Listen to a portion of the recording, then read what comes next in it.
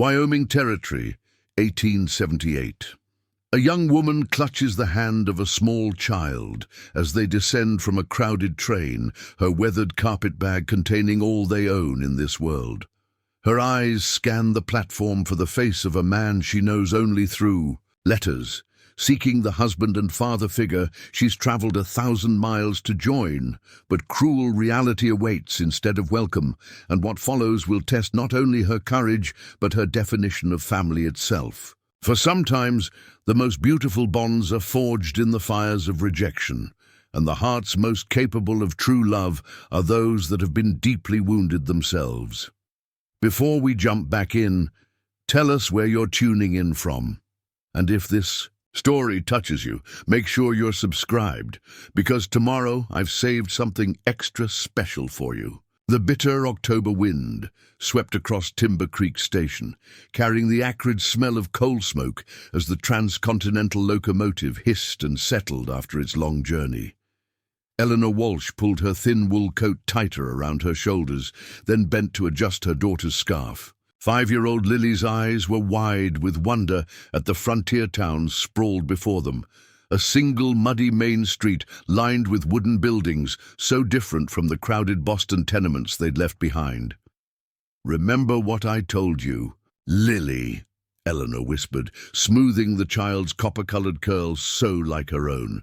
"Mr. Bennett doesn't know about you yet. Let me speak with him first." Lily nodded solemnly, clutching her small cloth doll. "Will he be our new papa now?" The question pierced Eleanor's heart. How could she explain the complexities of their situation to a child? That Charles Bennett, the cattle rancher who had advertised for a bride in the matrimonial news, believed he was corresponding with a childless seamstress named Eleanor Walsh, which was true enough, except for the childless part.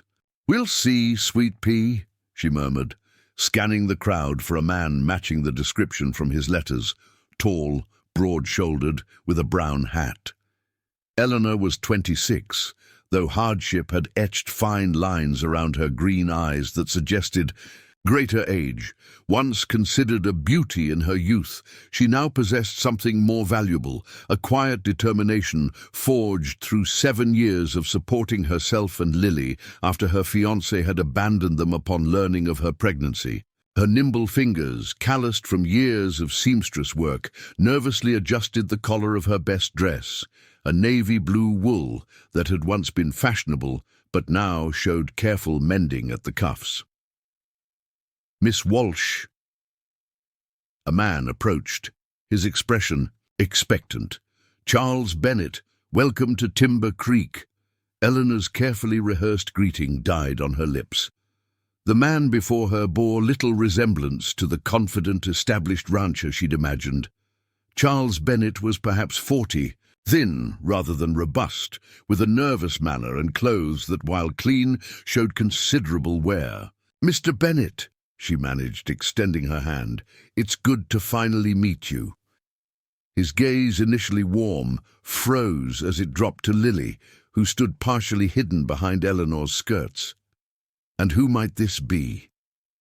The platform suddenly felt exposed as passengers and townspeople bustled around them. Eleanor took a deep breath. "This is my daughter, Lily. I had hoped to explain in person rather than—" "Your daughter?" Bennett's voice rose. "There was no mention of a child in our correspondence, Miss Walsh. I know, and I apologize for not being forthright. I feared you might dismiss my letter without consideration as I would have been entirely justified in doing." His face flushed with anger. "I specifically sought a childless woman. My ranch is no place for youngsters.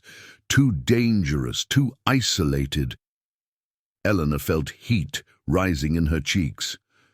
"Mr. Bennett, if you'll allow me to explain—" "There's nothing to explain. You deliberately misled me." He stepped back as if physically removing himself from the situation. "Our arrangement was predicated on honesty, Miss Walsh.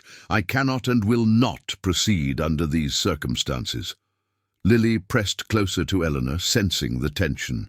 Around them, other passengers had begun to notice the confrontation. curious glances turning their way.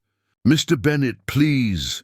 Eleanor lowered her voice. "We've travelled so far. At least allow us a day to rest before—" "I'm afraid that's impossible." His tone was final as he reached into his pocket and withdrew a few dollars. "This should secure you lodging for tonight. The eastbound train departs tomorrow afternoon." When Eleanor made no move to accept the money, he placed it on her carpet-bag and turned away, his rigid posture signaling the finality of his decision. She watched his retreating back, shock giving way to the cold realization of their predicament, stranded in an unknown frontier town, their carefully laid plans disintegrating like paper in water. "Mama!" Lily's small voice broke through her, stunned silence. "Does the man not like us?" Eleanor knelt, meeting her daughter's worried gaze. "It's not that, sweet pea. Mr. Bennett just wasn't expecting two of us, that's all. What will we do now?" A question Eleanor had no answer for. Their tiny Boston apartment had been sublet, their meager savings spent on train tickets, and the trousseau she'd so carefully assembled. There was no home to return to, and barely enough money for a week's lodging, let alone eastbound passage. Preparing and narrating this story took us a lot of time, so if you are enjoying it, subscribe to our channel. It means a lot to us. Now back to the story. The platform had nearly emptied, the crowd dispersed to waiting carriages or the town's establishments. Only the station master remained, eyeing them with growing impatience as he prepared to lock the waiting room for the evening. The October sun was already low on the horizon, its weak light offering little warmth against the Wyoming chill. "First, we find somewhere to stay," Eleanor said with more confidence than she felt. "Then tomorrow we'll figure out our next steps." She gathered their bags, one trunk containing everything they owned in the world, and led Lily toward the town's main street. The money Bennett had left would indeed secure them a room, but little more. After that, their future remained an unsettling blank. Timber Creek's single hotel stood 3 stories tall, its painted sign declaring "hot meals" and clean beds. Eleanor hesitated at the entrance, calculating rapidly. Even the cheapest room would deplete their funds within days. "Excuse me, Mom." She turned to find a thin boy of perhaps 12 regarding her curiously.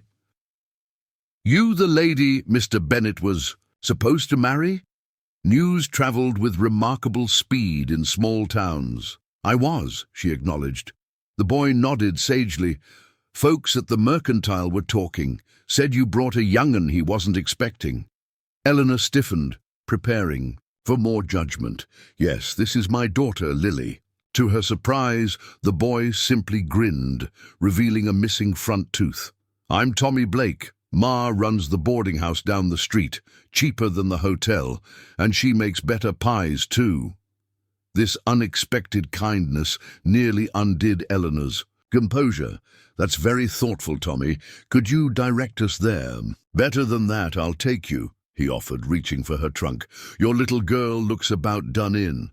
Indeed, Lily was swaying with exhaustion, the excitement of travel giving way to fatigue.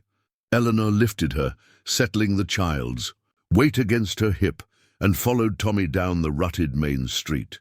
Mrs. Blake's boarding house was a modest 2-story structure, with a deep porch and geraniums still blooming in window boxes despite the autumn chill. The aroma of baking bread wafted through the open door, where a sturdy woman with iron-grey hair tied in a practical bun stood waiting. "Thomas Blake, where have you been? I sent you for flour an hour ago." Her stern expression softened as she noticed Eleanor and Lily. "And who do we have here?" "The lady from the train, Ma. The one Mr. Bennett turned away on account of her having a little girl." Eleanor winced at the blunt description, but Mrs. Blake merely clicked her tongue disapprovingly.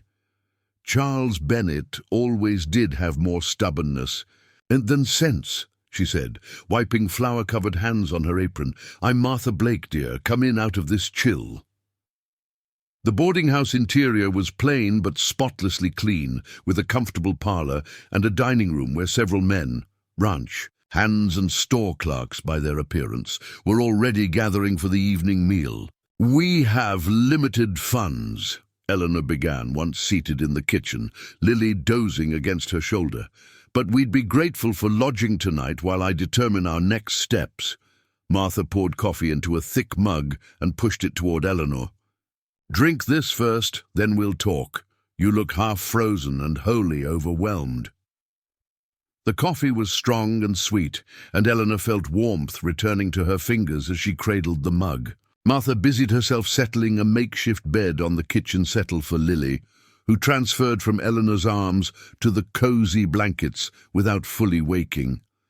"Now then," Martha said, taking the seat opposite, "tell me your circumstances plainly." Something about the older woman's direct gaze invited honesty. Eleanor found herself relating the whole truth: her correspondence with Bennett, her desperate need to leave Boston's grinding poverty, her decision to withhold Lily's existence until they arrived. "I know it was deceptive," she concluded, "but I truly believed once he met Lily, he would see what a joy she is, that perhaps we could build a family together." Martha's expression remained non-judgmental. Men like Charles have fixed ideas about how their lives should unfold. He's been alone too long to adapt easily to change, especially one as significant as an instant family. "I understand that now," Eleanor admitted, "but I'm left with few options. I can't afford passage back east, and even if I could, there's nothing for us there." Martha refilled their coffee cups, considering. "Timber Creek needs skilled seamstresses. Miss Henderson, who did our mending, passed last spring, and the nearest replacement is in Willow Falls, 2 days' journey." Hope flickered in Eleanor's chest. "I was head seamstress at Willoughby's Garment Works in Boston. I can create and alter anything from everyday wear to wedding gowns." "Well then," Martha said decisively, "you'll stay here until you get established. Second floor back room opens to a small sitting area that would serve nicely as a workshop. Rent can wait until you've steady income." The unexpected kindness brought tears to Eleanor's eyes. "Mrs. Blake, I couldn't possibly—" "Call me Martha, dear. And you most certainly can. This town runs on practical arrangements and helping hands. Your skills fill a need. My empty room does the same for you." She glanced toward the sleeping Lily. "Besides, having a little one around would be a blessing. This house has been too quiet since my Sarah married and moved to Denver." Before Eleanor could respond, the kitchen door swung open, and a man entered, bringing with him the scent of horses and open air. He was tall and powerfully built, dressed in worn range clothes, with a cattleman's weathered complexion. But what drew Eleanor's attention was the dramatic scar that ran from his right temple down his cheek to disappear beneath his collar, a vivid reminder of some terrible injury. "Evening, Martha." His voice was unexpectedly gentle. "Tommy said you might have a pie to spare for a hungry rancher." "Noah Sullivan, your timing is impeccable as always," Martha replied with obvious affection. "We've just finished discussing how our new boarder will set up her seamstress business in the back parlour." His gaze shifted to Eleanor, and she fought the urge to look away from his scarred face. His eyes were a startling blue against his sun-darkened skin, assessing, but not unkind. "Miss," he began, waiting for her to supply her name. "Eleanor Walsh," she replied, rising from her chair, "and my daughter, Lily." If he'd heard about her situation, and given the speed of local gossip, he almost certainly had, he gave no indication. He simply nodded, his expression neutral. "Noah runs the Broken Bow Ranch east of town," Martha explained. "One of our more successful operations, despite his preference for solitude." A flicker of something, embarrassment perhaps, crossed Noah's face. "Martha exaggerates. The ranch does well enough." "Mr. Sullivan was Charles Bennett's trail boss years back," Martha continued, seemingly oblivious to his discomfort. "Before He acquired his own spread. Eleanor noted how the mention of Bennett's name caused Sullivan's expression to cool slightly. "Bennett's loss," he said cryptically, then gestured to Lily's sleeping form. "Your daughter seems settled. I'll trouble you ladies another time." "Nonsense," Martha countered. "You'll stay for supper. Miss Walsh could use friendly faces, and you could use something besides your own cooking." Thus, Eleanor found herself dining at Martha Blake's large table, surrounded by the boarding house residents, 4 shopkeepers and a young schoolteacher, plus Noah Sullivan, who said little but watched everything with keen attention. Lily had awakened hungry and now sat beside Eleanor, her initial shyness giving way to curious observation of these new people. The conversation flowed easily around local matters: cattle prices, winter preparations, news from the territorial capital. Eleanor was grateful not to be the center of attention, though she felt Sullivan's occasional glance in her direction. When he did speak, his comments were thoughtful and often gently humorous, revealing an intelligence that contrasted with his rough exterior. As the meal concluded, Martha announced Eleanor's new position as Timber Creek's seamstress, effectively establishing her place in the community with a few well-chosen words. The boarders immediately began discussing garments needing repair or replacement, and by the time dessert was served, Eleanor had 5 commissions promised. "The general store has fabric and notions," the schoolteacher, Miss Abernathy, advised. "Though for finer materials, you'll need to order from the catalogue." "My sewing machine is in my trunk," Eleanor replied. "Once I'm set up, I can begin immediately." "Your machine might need adjustment after the journey," Sullivan spoke directly to her for the first time since being introduced. "Rail travel is hard on precision mechanisms. I'd be happy to look it over for you." Eleanor blinked in surprise. "You're familiar with sewing machines?" A shadow of a smile touched his lips. "I've a knack for mechanical things. Keeps the ranch equipment running when parts and repair are days away."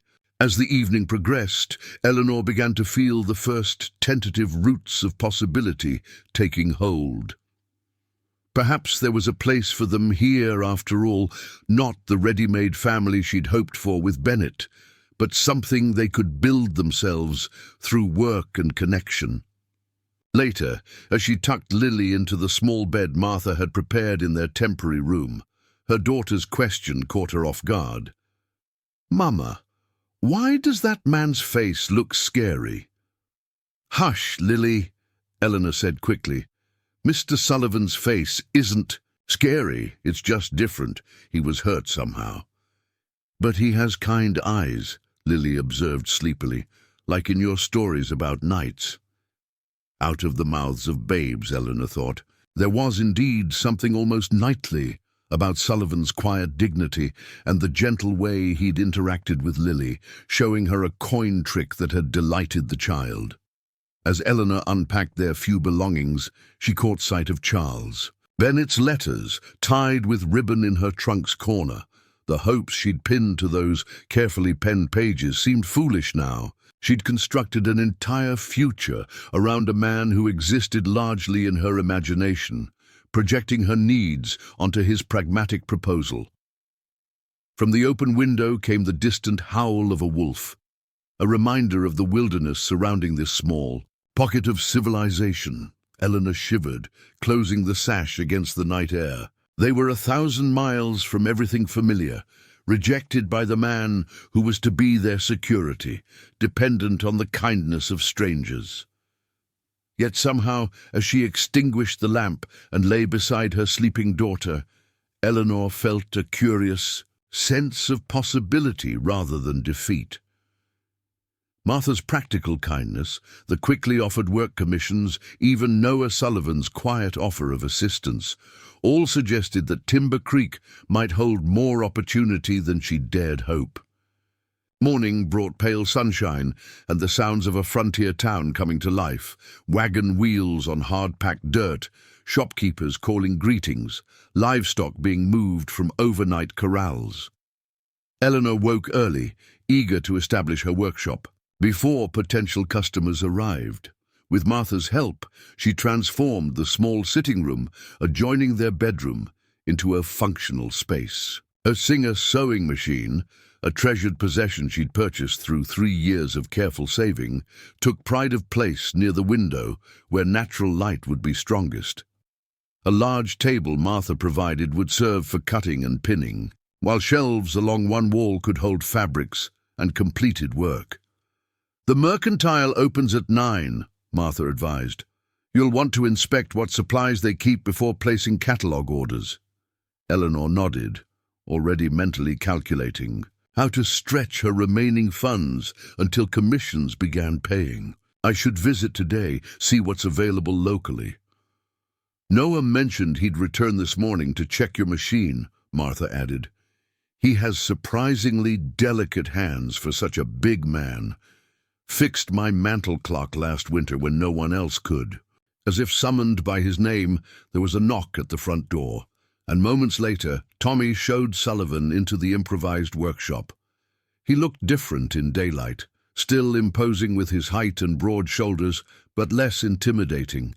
He'd clearly made an effort with his appearance, his shirt clean and hair neatly combed, though nothing could disguise the dramatic scar that pulled slightly at the corner of his right eye.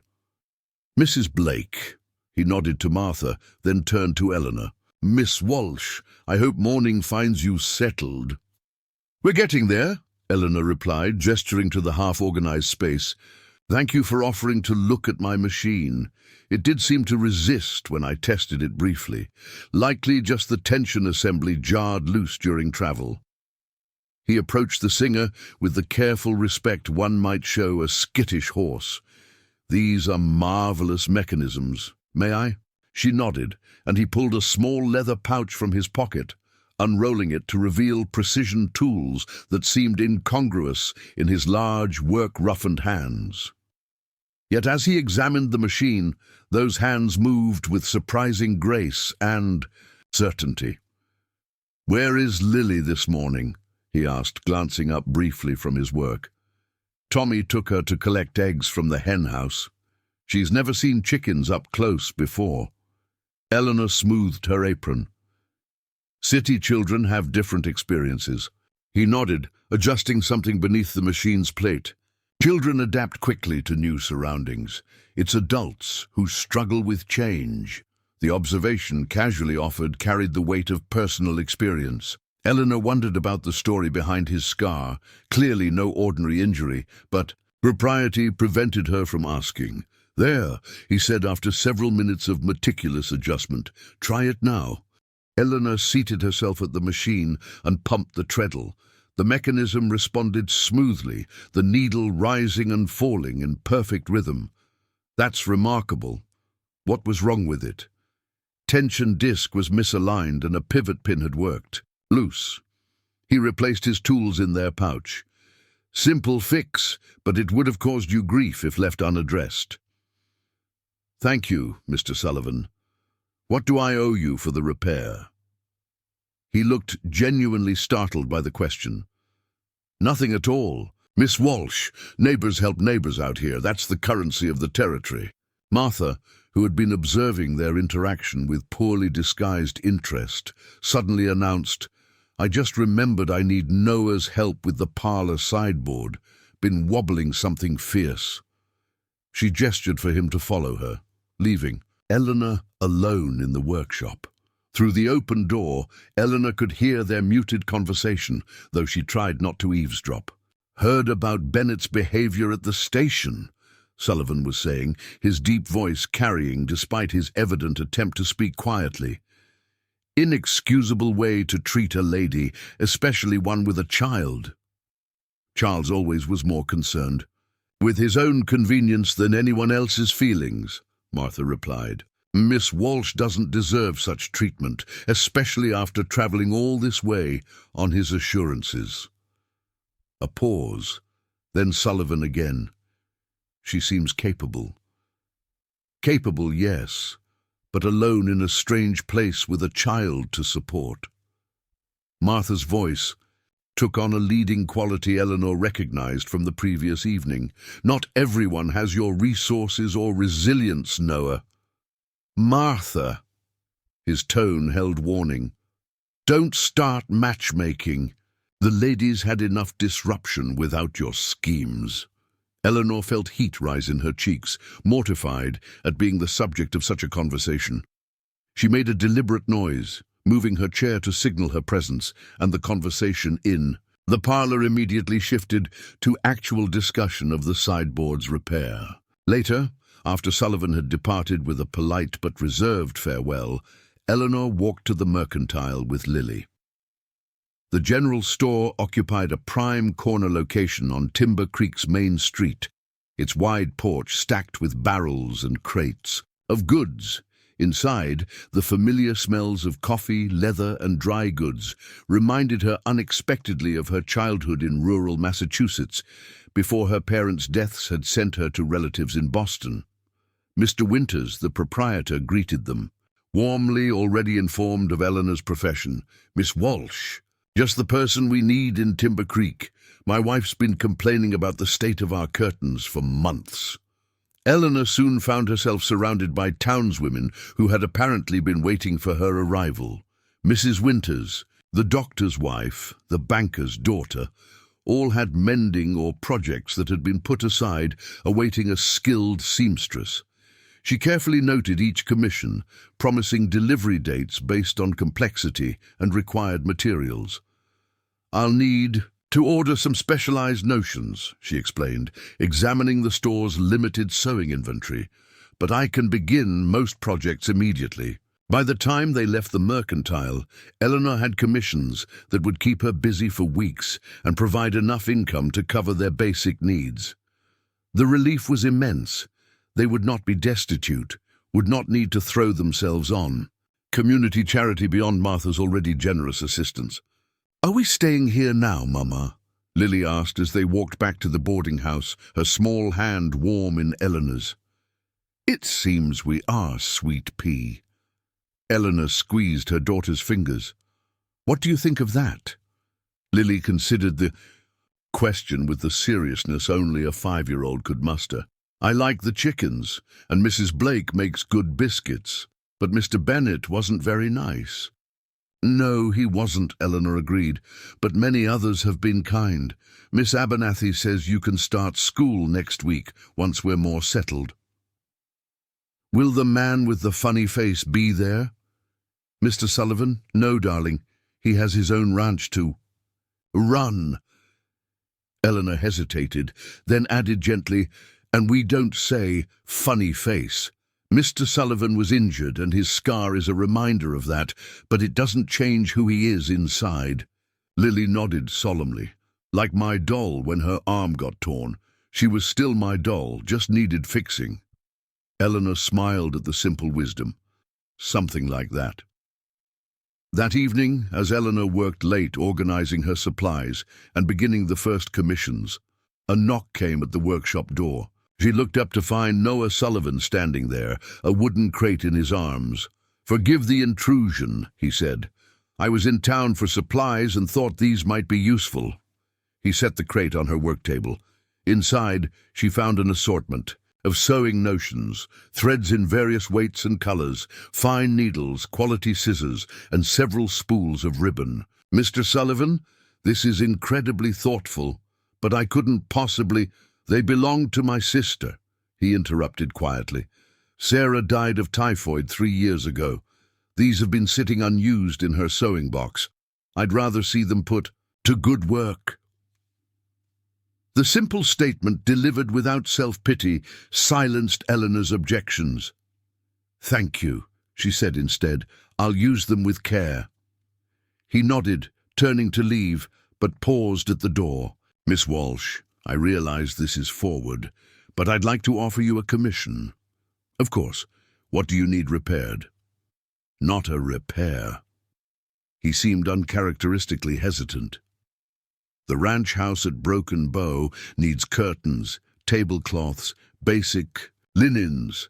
Sarah always managed those things, and since she's been gone— He trailed off, then straightened his shoulders. I'd pay fairly for quality work. Eleanor understood the request went beyond simple household goods.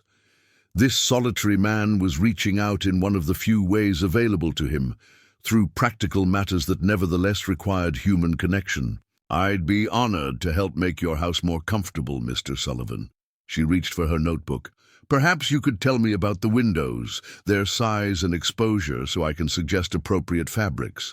For the next half hour they discussed his home in purely practical terms. South-facing windows that needed sun protection, a dining table that seated 8 when fully extended, a kitchen that caught the morning light. Yet through these mundane details, Eleanor began to form a picture of Noah Sullivan's life. A successful ranch operation, a well-built home, but a solitary existence marked by the absence of family. As he prepared to leave, Sullivan paused again. "There's a harvest social at the church next Saturday. Nothing elaborate, just a community gathering before winter sets in. You and Lily might enjoy meeting more townspeople." He spoke with careful neutralness. "Most everyone attends." "That sounds lovely," Eleanor replied. "We'd be happy to join the community celebration." He nodded, the gesture almost formal, and departed with a quiet good night. Later, as Eleanor prepared for bed, she found herself reflecting on the day's events. In just 24 hours, their prospects had transformed from desperate uncertainty to cautious optimism. They had shelter, income opportunities, and beginnings of community connection. Charles Bennett's rejection, so devastating yesterday, now seemed almost providential, opening doors that might otherwise have remained closed. Had she married him as planned, she would have been isolated on his remote ranch, her skills unused. Her daughter perhaps merely tolerated rather than welcomed. As she smoothed Lily's hair back from her sleeping face, Eleanor whispered a quiet prayer of gratitude for unanswered requests and unexpected directions. They had come to Wyoming seeking security through marriage, but perhaps they would find something more valuable: independence built on their own abilities and the genuine connections forming around them. The mail-order bride arrangement had failed spectacularly, but from its ashes, something more authentic was beginning to emerge. Eleanor Walsh, who had traveled west seeking a husband to rescue her circumstances, was discovering she might not need rescuing after all. And that realization, as she drifted toward sleep in Martha Blake's boarding house, felt surprisingly like a freedom. The week following Eleanor's arrival in Timber Creek unfolded in a blur of activity. Her small workshop quickly became a hub of steady business as word spread about the skilled seamstress from Boston. Women from outlying homesteads made special trips to town, bringing mending that had accumulated over months without proper attention. Eleanor's days fell into a productive rhythm, rising before dawn to complete precise work while the morning light was clear, receiving customers during midday hours, and finishing simpler tasks by lamplight after Lily was asleep. Martha Blake proved invaluable, not only providing shelter but also introducing Eleanor to potential clients and offering insights into community dynamics. "Mrs. Timmons can afford better fabric than she claims," the older woman advised quietly after one customer departed, "and she'll pay promptly if you stand firm on your price." Lily, meanwhile, blossomed in the boarding house environment. Tommy, Blake appointed himself her unofficial guardian, teaching her to collect eggs without frightening the hens and showing her where wild strawberries grew behind the church. Martha treated the child as a welcome addition rather than an imposition, allowing her to help with baking and keeping a special stool in the kitchen that brought Lily to counter height.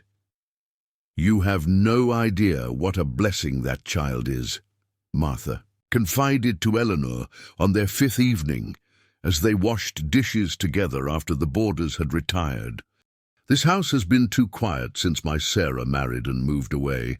The sound of little feet on the stairs does my heart good." Eleanor paused in drying a plate. "We've imposed on your generosity too long already. I've set aside enough from commissions to begin paying proper rent." Martha waved away the suggestion. There'll be time enough for that when you're truly established. For now, your company and Lily's presence are compensation enough. Their conversation was interrupted by a knock at the kitchen door. Despite the late hour, Martha seemed unsurprised to find Noah Sullivan on her back porch. "Right on time," she said, ushering him inside. "The pie just cooled." He removed his hat, nodding respectfully to Eleanor. "Miss Walsh, hope the evening finds you well."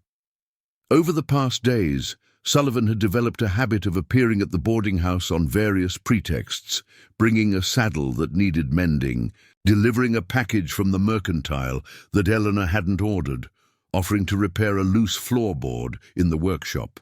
Each visit included polite conversation with Eleanor and, increasingly, interaction with Lily, who had overcome her initial wariness of his scarred appearance. Martha served coffee and apple pie at the kitchen table, maintaining a flow of local news that required minimal response from either guest. Eleanor, stitching the hem of a dress while they talked, noted how Sullivan seemed more at ease in this informal setting than during their discussions of practical matters. His rare smile transformed his features, softening the scar's harsh line and illuminating his eyes.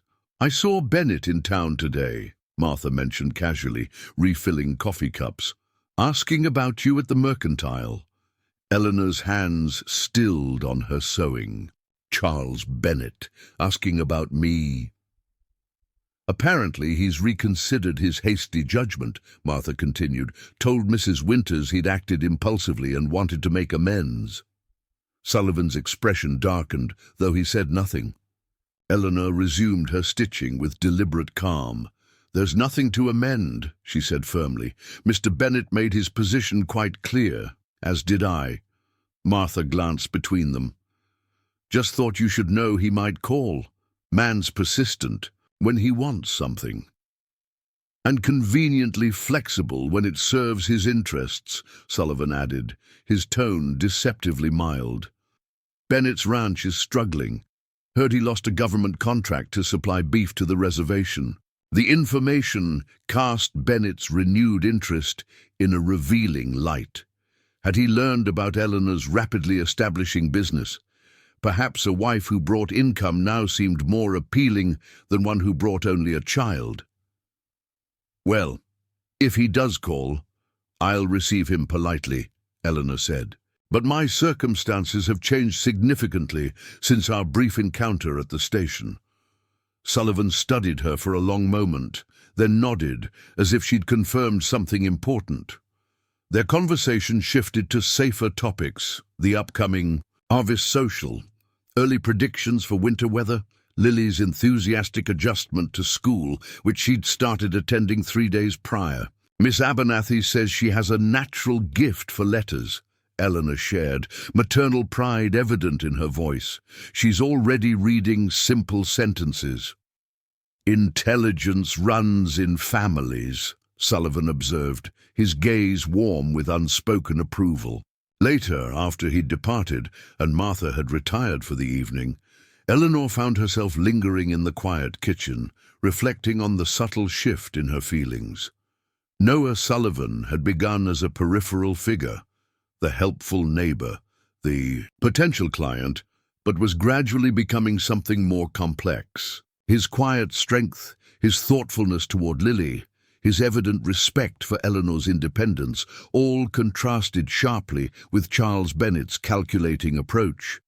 Yet any such thoughts were premature. Eleanor had come to Wyoming seeking security through marriage and found unexpected possibility in self-reliance instead. Trading one matrimonial prospect for another would only replicate her original mistake, looking to a man for rescue rather than building her own foundation. With that resolution firm in mind, Eleanor extinguished the kitchen lamp and climbed the stairs to the room she shared with Lily, where commission work was stacked neatly for the morning's attention. Her daughter slept peacefully, copper curls spread across the pillow, one arm wrapped around her cloth doll. The sight, so ordinary yet so precious, reinforced Eleanor's determination. They were establishing themselves in Timber Creek through their own merits, not through dependency on anyone's charity or protection. The harvest social arrived on a perfect autumn Saturday, with golden sunshine warming the crisp air. The church and adjacent meeting hall had been decorated with corn shocks, pumpkins, and fall wildflowers. Long tables sagged under the weight of community contributions, roasted meats, vegetable dishes, preserves, and enough baked goods to feed twice the township's population. Eleanor had debated what to wear, finally settling on her second-best dress, a forest green wool with black piping that complemented her auburn hair. For Lily, she'd worked late into several nights creating a new frock from fabric remnants, the child's delight at the simple yellow calico with embroidered collar more than worth the lost sleep. They arrived with Martha, bearing apple tarts Eleanor had helped bake that morning. The gathering was already in full swing, with townsfolk mingling in cheerful groups while children played organized games under the supervision of Miss Abernathy and her assistant. "Eleanor, over here!" The schoolteacher waved from where she was organizing a sack race. "Lily can join the younger children's group if she'd like." Lily looked up questioningly, clearly torn between staying with her mother and joining the excited children. "Go ahead, sweet pea," Eleanor encouraged. "I'll be right over there with the ladies." As Lily ran toward her peers, Eleanor felt a momentary pang. Her daughter was adapting so quickly, developing friendships and connections as only children could. The easy acceptance she found among Timber Creek's youngsters contrasted sharply with their experiences in Boston, where her status as an unwed mother had made Lily an object of whispers and exclusion. Martha led Eleanor toward a cluster of women arranging food on the long tables. She was quickly incorporated into their conversation, most having already visited her workshop or planning to do so. Mrs. Winters, the merchant's wife, proved particularly friendly. "Your timing is providential," the plump, cheerful woman declared. "We've been desperate for someone with your skills since Miss Henderson passed. I've curtains needing replacement before winter sets in properly." "Seems everyone has sewing, and they've postponed," Eleanor replied, helping arrange dishes. "I'm grateful for the work." "We're grateful you're staying." Mrs. Winters lowered her voice slightly. "Despite Mr. Bennett's initial rudeness, speaking of whom?" She nodded discreetly toward the churchyard entrance, where Charles Bennett had just arrived. He was better dressed than at their station encounter, his suit brushed and boots polished. He scanned the gathering with obvious purpose. "He's been asking after you," Mrs. Winters continued. "Seems he's had second thoughts about his hasty judgment." Eleanor maintained her composure, though her pulse quickened with annoyance rather than anticipation. "Mr. Bennett made his position quite clear. I've established my own arrangements since then." "Of course, dear. Though a woman alone—" Mrs. Winters stopped abruptly, her attention caught by something beyond Eleanor's shoulder. "Oh, Mr. Sullivan is here. He rarely attends social gatherings." Eleanor turned to see Noah Sullivan entering the churchyard, his tall figure distinctive among the crowd. He'd clearly made an effort with his appearance, wearing a clean, dark suit that, while not new, fit his broad shoulders perfectly. His dark hair was neatly combed, though nothing could disguise the dramatic scar on his face. What struck Eleanor most, however, was his evident discomfort, his posture slightly stiff, his expression guarded as he nodded to greetings from other ranchers. "Mr. Sullivan keeps to himself since his injury," Mrs. Winters explained quietly. The incident changed him considerably. Eleanor's curiosity finally overcame propriety. "May I ask what happened?" "I wouldn't want to cause offense through ignorance." Mrs. Winters glanced around to ensure they weren't overheard. "Indian attack 4 years back. Noah and his sister Sarah were returning from Denver when their stagecoach was ambushed. Sarah escaped unharmed, but Noah confronted the attackers to protect the other passengers." She shook her head sadly.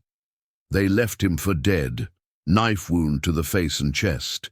He survived through sheer determination, though the experience left more than physical scars. The revelation cast Sullivan's reserved manner in new light.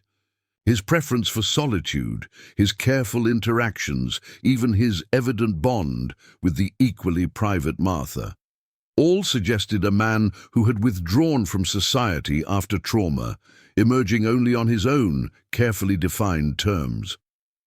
Before Eleanor could respond, Bennett approached their group, his manner cordial as he greeted the assembled women. "Mrs. Winters, Mrs. Blake," he nodded to each, then focused on Eleanor.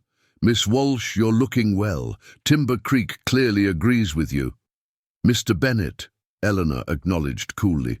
"Yes, we've found the community most welcoming. I was hoping we might speak privately," he continued.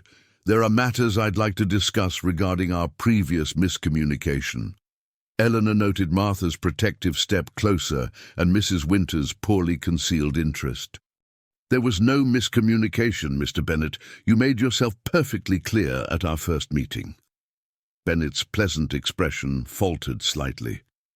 "Perhaps I was hasty in my judgment.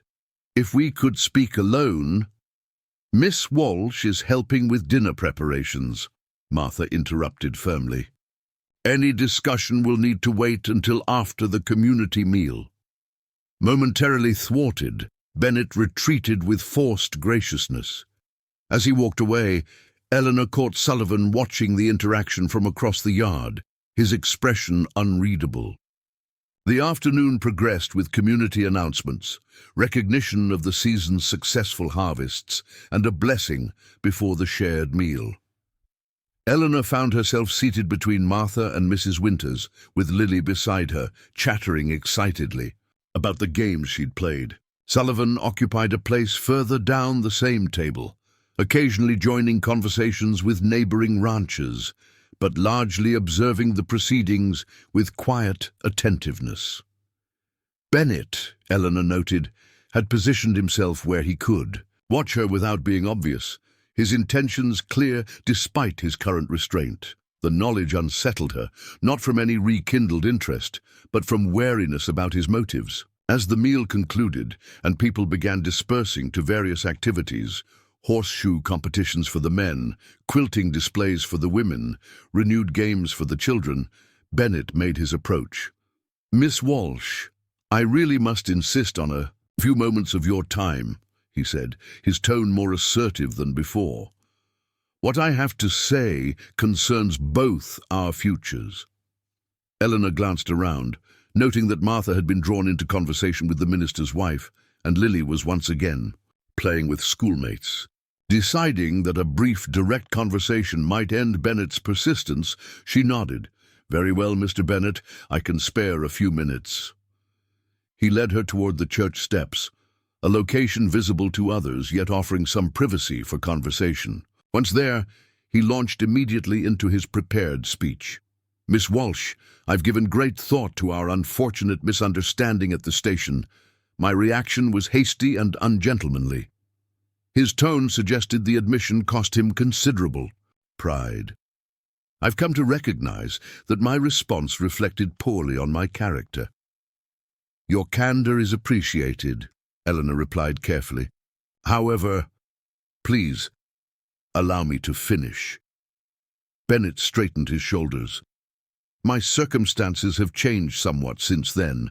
The ranch house, which I previously considered unsuitable for a child, could in fact accommodate a family quite uncomfortably, with some minor adjustments." Eleanor held up a hand, stopping his rehearsed proposal. "Mr. Bennett, I appreciate your reconsideration, but my circumstances have also changed. I've established my business and begun building a life here in town." His expression hardened slightly. "A temporary arrangement, surely. A woman alone faces considerable challenges, particularly with a child to support." "I'm managing those challenges quite effectively," Eleanor replied, her tone cooling. "My skills are in demand, and we've found community support beyond anything I anticipated." Bennett leaned closer, lowering his voice. "Be practical, Miss Walsh. Winter in Wyoming is brutal. Your current prosperity won't sustain you through until spring. My offer provides security, respectability. I have both, thank you. Eleanor took a step back, creating distance. My decision is final, Mr. Bennett. I wish you well, but our paths diverged the moment you rejected my daughter at the station. That choice cannot be undone. His pleasant facade slipped entirely, revealing the calculation beneath. You're being foolish. Sullivan's been filling your head with independence, but he won't offer marriage, not with his condition. He collects strays out of guilt, not genuine interest. The statement, clearly intended to wound, revealed Bennett's true perspective, viewing both Eleanor and Noah Sullivan as damaged goods, herself for her unwed motherhood, Sullivan for his scarring. This conversation is concluded, Eleanor said, with quiet dignity. Please don't approach me again with similar propositions. She turned to leave, but Bennett caught her arm, his grip uncomfortably tight. You're making a mistake. Life out here requires protection. I believe Miss Walsh asked you to conclude this conversation. Sullivan's deep voice came from just behind them. He had approached silently, his expression controlled, but eyes hard, as he looked at Bennett's hand still gripping Eleanor's arm. Bennett released her immediately, his manner shifting to false joviality. Sullivan, just having a private discussion with the lady, no concern of yours. When you put hands on a woman against her will, it becomes everyone's concern. Sullivan's tone remained even, but the underlying steel was unmistakable. Miss Walsh has made her position clear. A tense moment followed as Bennett seemed to consider his options. Though of similar height to Sullivan, he lacked the rancher's powerful build and evident capability. Eventually he forced a tight smile. Of course, I meant no offense. He nodded stiffly to Eleanor. Miss Walsh, I'll leave you to your protector. As Bennett walked away, Eleanor released a breath she hadn't realized she was holding. Thank you for your intervention, Mr. Sullivan, though I could have managed. No doubt, he replied, and she was surprised to see a flash of genuine amusement in his eyes. But women shouldn't have to manage unwelcome advances, particularly at community gatherings. Eleanor smoothed her skirts, regaining composure. Mr. Bennett seems to believe my business success is temporary, that winter will force me into dependency. Sullivan considered this. Wyoming winters are challenging, but not insurmountable with proper preparation. You'll have indoor work when others face seasonal unemployment, and the boarding house is well insulated. He paused, then added quietly, and you have friends should difficulties arise. The simple statement, delivered without flourish, affected Eleanor more deeply than Bennett's calculated proposal. Sullivan was offering community support, not ownership, recognition of her independence rather than its elimination. Thank you, she said simply. That means a great deal. Lily's voice interrupted the moment as she ran toward them, yellow dress fluttering. Mama! Mr. Sullivan! Did you see me win the apple bobbing? Sullivan's expression transformed, the severity softening into something approaching gentleness. I missed it. Perhaps you can show me your technique before the next contest. Lily beamed, her initial wariness of his scarred appearance now entirely forgotten. It's all about picking the right apple. Tommy showed me. As they walked back, toward the games area, Lily chattering between them, Eleanor found herself studying Sullivan's profile. The scar that had initially seemed his defining feature now registered as merely one aspect of a more complex whole, like a distinctive brushstroke in a larger painting. What struck her now was how he listened to Lily with complete attention, responding to her 5-year-old observations with the same seriousness he might give a business discussion. There was no condescension, no forced enthusiasm, just authentic. Engagement with a child many men would have ignored entirely. The afternoon continued with more activities.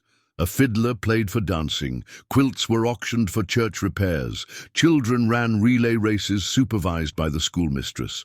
Through it all, Eleanor observed Sullivan maintaining a careful distance from the main crowd while remaining connected to the community's rhythms. He spoke with other ranchers about cattle prices, consulted with the blacksmith about a piece of equipment, and sometimes simply watched the proceedings with the stillness of a man accustomed to his own company. Bennett, meanwhile, had joined. A group of merchants and property owners near the refreshment table, occasionally casting glances toward Eleanor that suggested their conversation was not truly concluded in his mind. As afternoon stretched toward evening and families with young children began departing, Eleanor gathered their belongings, noting Lily's increasing fatigue after the day's excitement. "We should head back," she told Martha. "This one needs her. A bed soon." "You go on," Martha replied. "I'm helping with cleanup and will return later with the Wilkins family." As they said their goodbyes, Sullivan approached, hat in hand. "Miss Walsh, might I offer you and Lily a ride back to town? My wagon is just outside the churchyard." The offer was practical. The boarding house was a considerable walk for a tired child, but Eleanor sensed Bennett watching the exchange with too keen interest. "That's very kind," she accepted, "if it's not out of your way." Sullivan's wagon proved comfortable, with clean straw in the bed and a blanket to ward off the cooling evening air. He lifted Lily to the bench seat beside Eleanor with effortless care, then climbed up himself. The wagon moved smoothly through Timber Creek's main street as the setting sun cast long shadows across the dusty road. "Mr. Sullivan," Lily asked sleepily, "why do you live all alone on your ranch? Don't you get lonely?" "Lily," Eleanor admonished gently, "that's a very personal question." Sullivan shook his head slightly, indicating he didn't mind. "It's a fair question," he replied, glancing down at the child. "I have ranch hands who live in the bunkhouse, and the cattle need constant attention. There's rarely time for loneliness during daylight hours." "But what about at night?" Lily persisted with a child's directness. "Mama reads to me at night." "Who reads to you?" A shadow of something, not quite sadness, but perhaps regret, crossed Sullivan's features. "I read to myself, mostly history books, and sometimes I remember stories my sister used to tell." "Your sister who died?" Lily asked, clearly recalling previous conversations. Eleanor tensed at the blunt question, but Sullivan merely nodded. "Yes, Sarah had a gift for stories, could make the simplest things seem magical." "Mama tells good stories too," Lily offered, leaning against Eleanor's side as the wagon swayed gently. "You could come hear them sometime." The innocent invitation hung in the air between the adults, its implications extending far beyond a child's simple suggestion. Sullivan kept his eyes on the road ahead, but his voice was gentle when he finally responded. "I'd like that, Miss Lily. Perhaps someday." When they reached the boarding house, Sullivan insisted on carrying the now sleeping child inside, his movements careful as he navigated the front stairs. He placed Lily gently on her bed, then retreated to the porch, while Eleanor settled her. "Your daughter for the night." When Eleanor joined him outside, the first stars were appearing in the darkening sky. Sullivan stood at the porch railing, his posture suggesting he'd been about to depart, but had paused in reflection. "Thank you again for the ride," Eleanor said, drawing his attention, "and for your intervention with Mr. Bennett earlier." Sullivan turned, his scarred face half illuminated by the light from the boarding house windows. "Bennett's renewed interest isn't coincidental," he said flatly. "Your business success has made you a more attractive prospect than when you arrived." The blunt assessment aligned with Eleanor's own suspicions. "I gathered as much." His concern about my surviving winter seemed particularly calculated. "He wasn't entirely wrong about Wyoming winters," Sullivan admitted. They can be brutal, especially for newcomers, but he underestimates both your capabilities and this community's support network. Eleanor leaned against the porch column, considering his words. When I left Boston, I believed marriage was my only path to security, that finding a husband, even through correspondence, was necessary for survival. She smiled ruefully. I now see how limited that perspective was. Oh, Understandable given your circumstances, Sullivan replied. Options for women with children are restricted in most places. Yet here I am, establishing a business, building connections, creating opportunity, rather than simply accepting whatever is offered. Eleanor looked up at the emerging stars. It's liberating to discover capability I didn't know I possessed. Sullivan studied her for a long moment, his expression thoughtful. Some people need the right soil to flourish, like certain plants. Perhaps Boston was simply the wrong ground for your particular strengths. The insight, offered without pretension, demonstrated a depth of understanding Eleanor hadn't expected. This supposedly simple rancher observed and comprehended much, more than his quiet manner suggested. Mr. Sullivan, she began carefully, may I ask you something personal? You needn't answer if it makes you uncomfortable. He tensed slightly but nodded. Why did you help us? From the beginning, fixing my sewing machine, offering commissions, intervening today. You've extended yourself beyond mere neighborliness. Sullivan was silent for so long, Eleanor thought he might not answer. When he finally spoke, his voice was low but steady. When Sarah and I were attacked, other passengers watched without intervention. Fear paralyzed them, which I understand, but afterward, he paused, collecting his thoughts. After I survived, people's discomfort with my appearance created distance. Their avoidance wasn't malicious, just instinctive. Eleanor nodded, encouraging him to continue. I recognized something similar when you arrived at the station.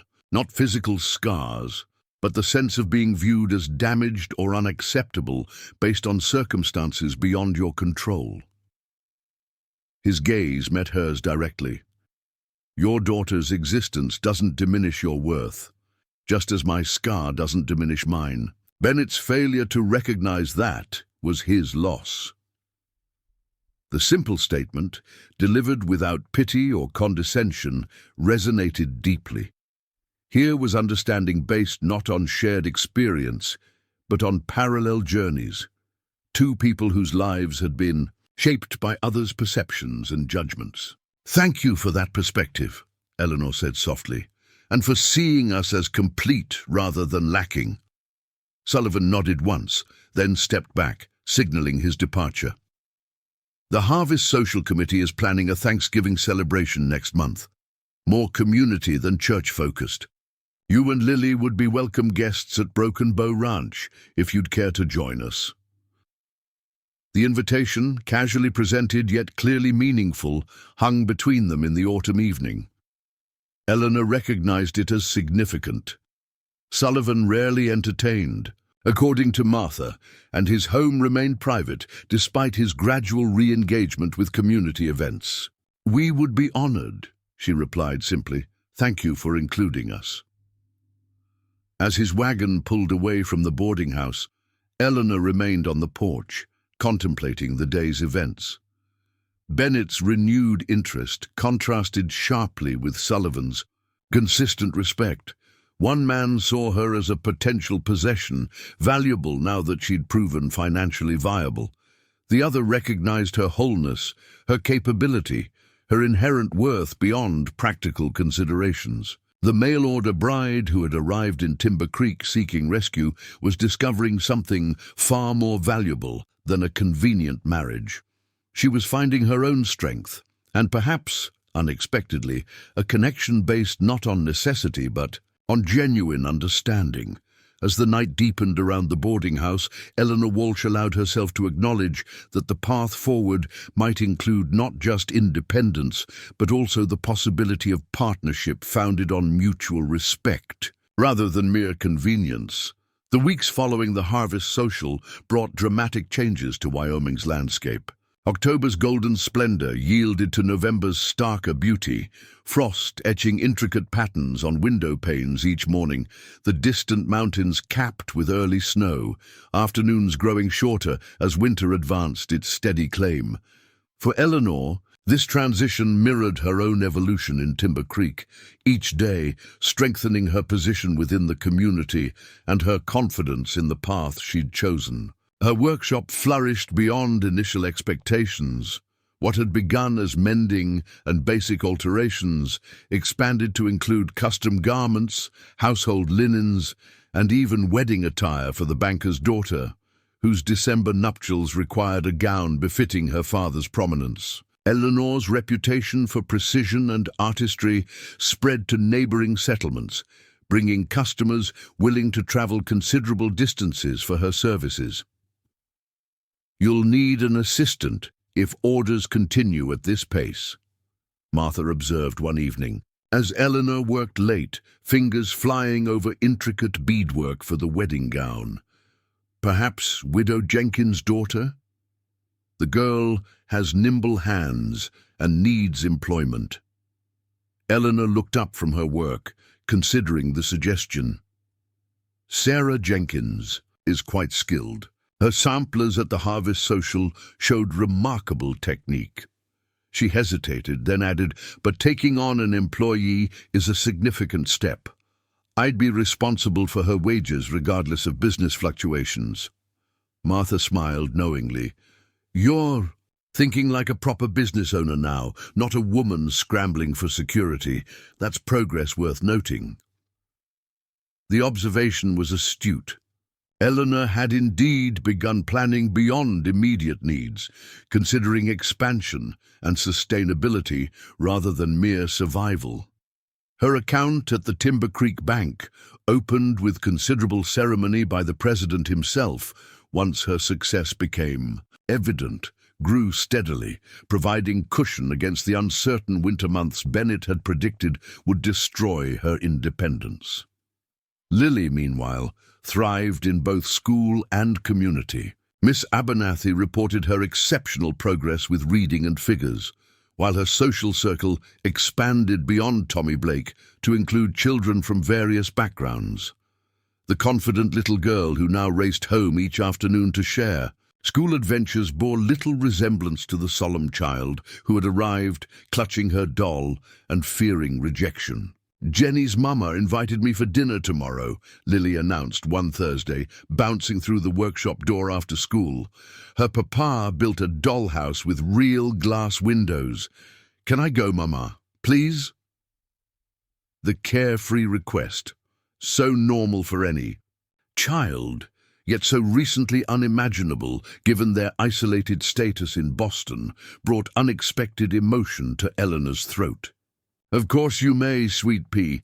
We'll send some of yesterday's apple tarts as a thank you."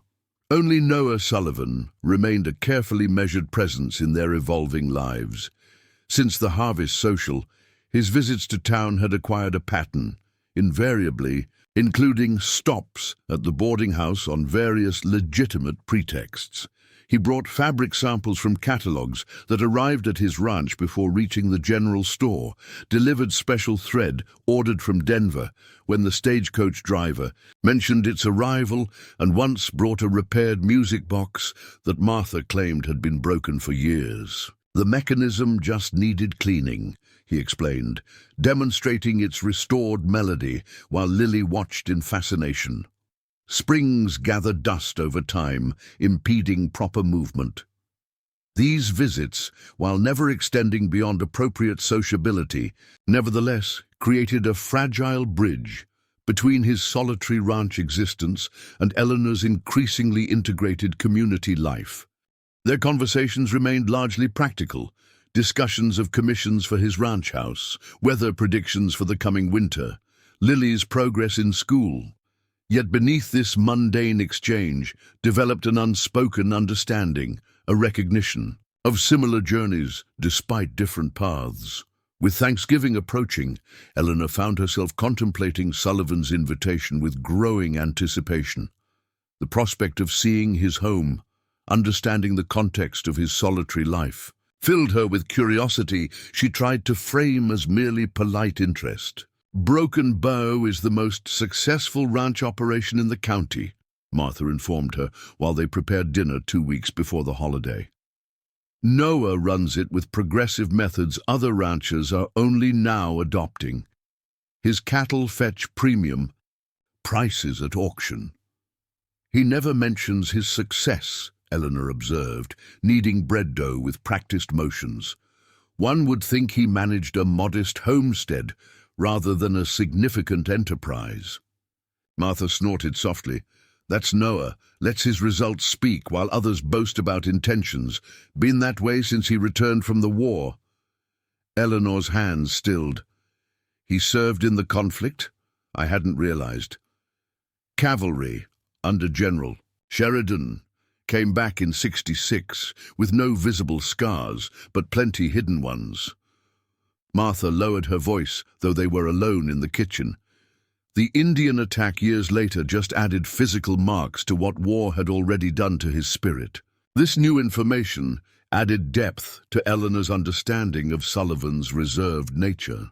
Not one trauma but layered experiences had shaped his careful interactions with the world. Military service, followed by violence that left permanent physical reminders, then his sister's death removing perhaps his closest connection. Yet he continues building something meaningful, Eleanor said thoughtfully. That requires considerable resilience. "Same could be said for you," Martha replied, her shrewd gaze assessing.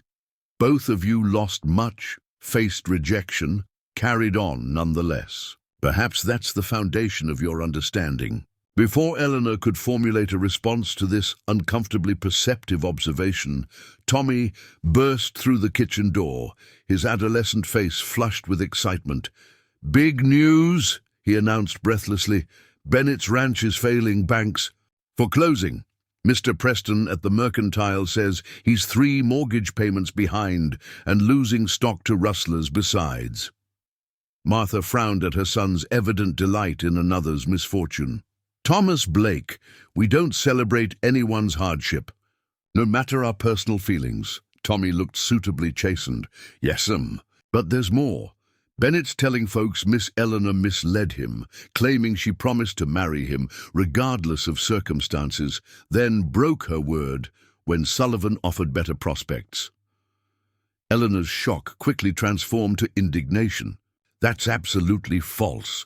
Mr. Bennett rejected us explicitly at the station, then reconsidered only when my business proved successful." "Precisely why such accusations reveal more about his character than yours," Martha said firmly, "though you should be prepared for community whispers until the truth becomes evident." The warning proved prescient. Over subsequent days, Eleanor noticed subtle changes in some customers' behavior, conversations that faltered when she entered the Mercantile, speculative glances from women who had previously been cordial, outright coldness from Bennett's business associates. Not everyone accepted the falsehoods. Mrs. Winters remained steadfastly supportive, as did Miss Abernathy and the minister's wife, but enough uncertainty circulated to create discomfort. "People enjoy scandal," Mrs. Winters advised when Eleanor confided her distress. "They'll lose interest when some new excitement presents itself. Meanwhile, your work speaks for itself." The practical counsel helped, but Eleanor still felt the sting of unjust accusation. Her reputation, carefully built through diligence and integrity, now faced question through no action of her own. The precariousness of a woman's standing, even one establishing financial independence, became painfully clear. Noah Sullivan appeared at the workshop door 3 days after Tommy's announcement, his expression grave as he removed his hat. "Miss Walsh, I hope I'm not interrupting."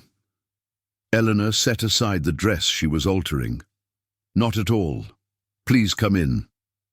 He entered, but remained standing, his tall figure somehow making the small space seem more confined than usual. "I've heard Bennett's accusations," he said without preamble. "Reprehensible behavior, even for him." "You're direct as always, Mr. Sullivan," Eleanor replied, appreciating his forthright approach. "Yes, I'm aware of the rumors. They're entirely false, of course." "Of course," he agreed immediately. "No one of consequence believes them. Bennett's desperation is evident. He's losing his property and seeking someone to blame besides himself." The simple statement of support, delivered with absolute certainty, eased something tight in Eleanor's chest. "Thank you for that. Still, mud sticks, as my father used to say. Some will question my character regardless of truth." Sullivan's expression hardened slightly. "Bennett could be legally challenged for slander. Judge Wilson isn't in Preston's pocket like some officials. Legal proceedings would only extend the gossip." Eleanor shook her head. "Better to continue as I've begun, letting my actions define me rather than others' words."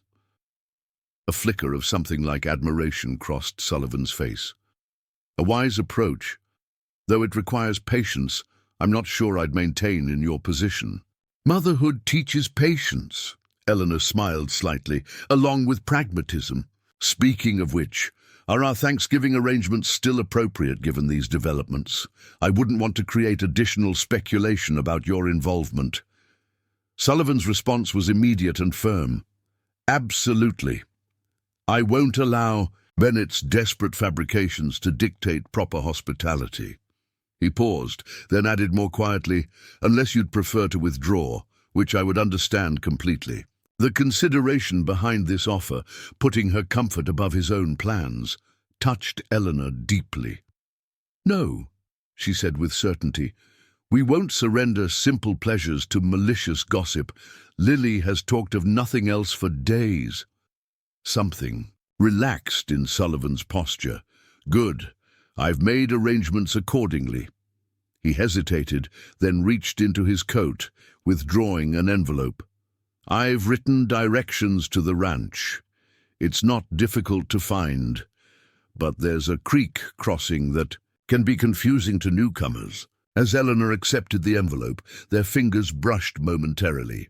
Sullivan stepped back, resuming a more formal demeanor.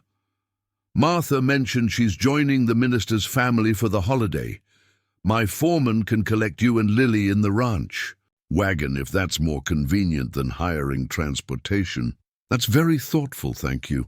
After confirming details for Thanksgiving, Sullivan departed with his usual quiet courtesy, leaving Eleanor to contemplate their conversation. His steady support contrasted sharply with Bennett's calculating behavior, further illuminating the different character of the two men. The days before Thanksgiving brought snowfall, not the devastating blizzards of deepest winter, but gentle, crystalline flakes that transformed Timber Creek into a picture from a Christmas card. Children built snowmen in the churchyard, shopkeepers hung evergreen boughs around doorways, and the distant mountains stood crisp and white against brilliant blue skies.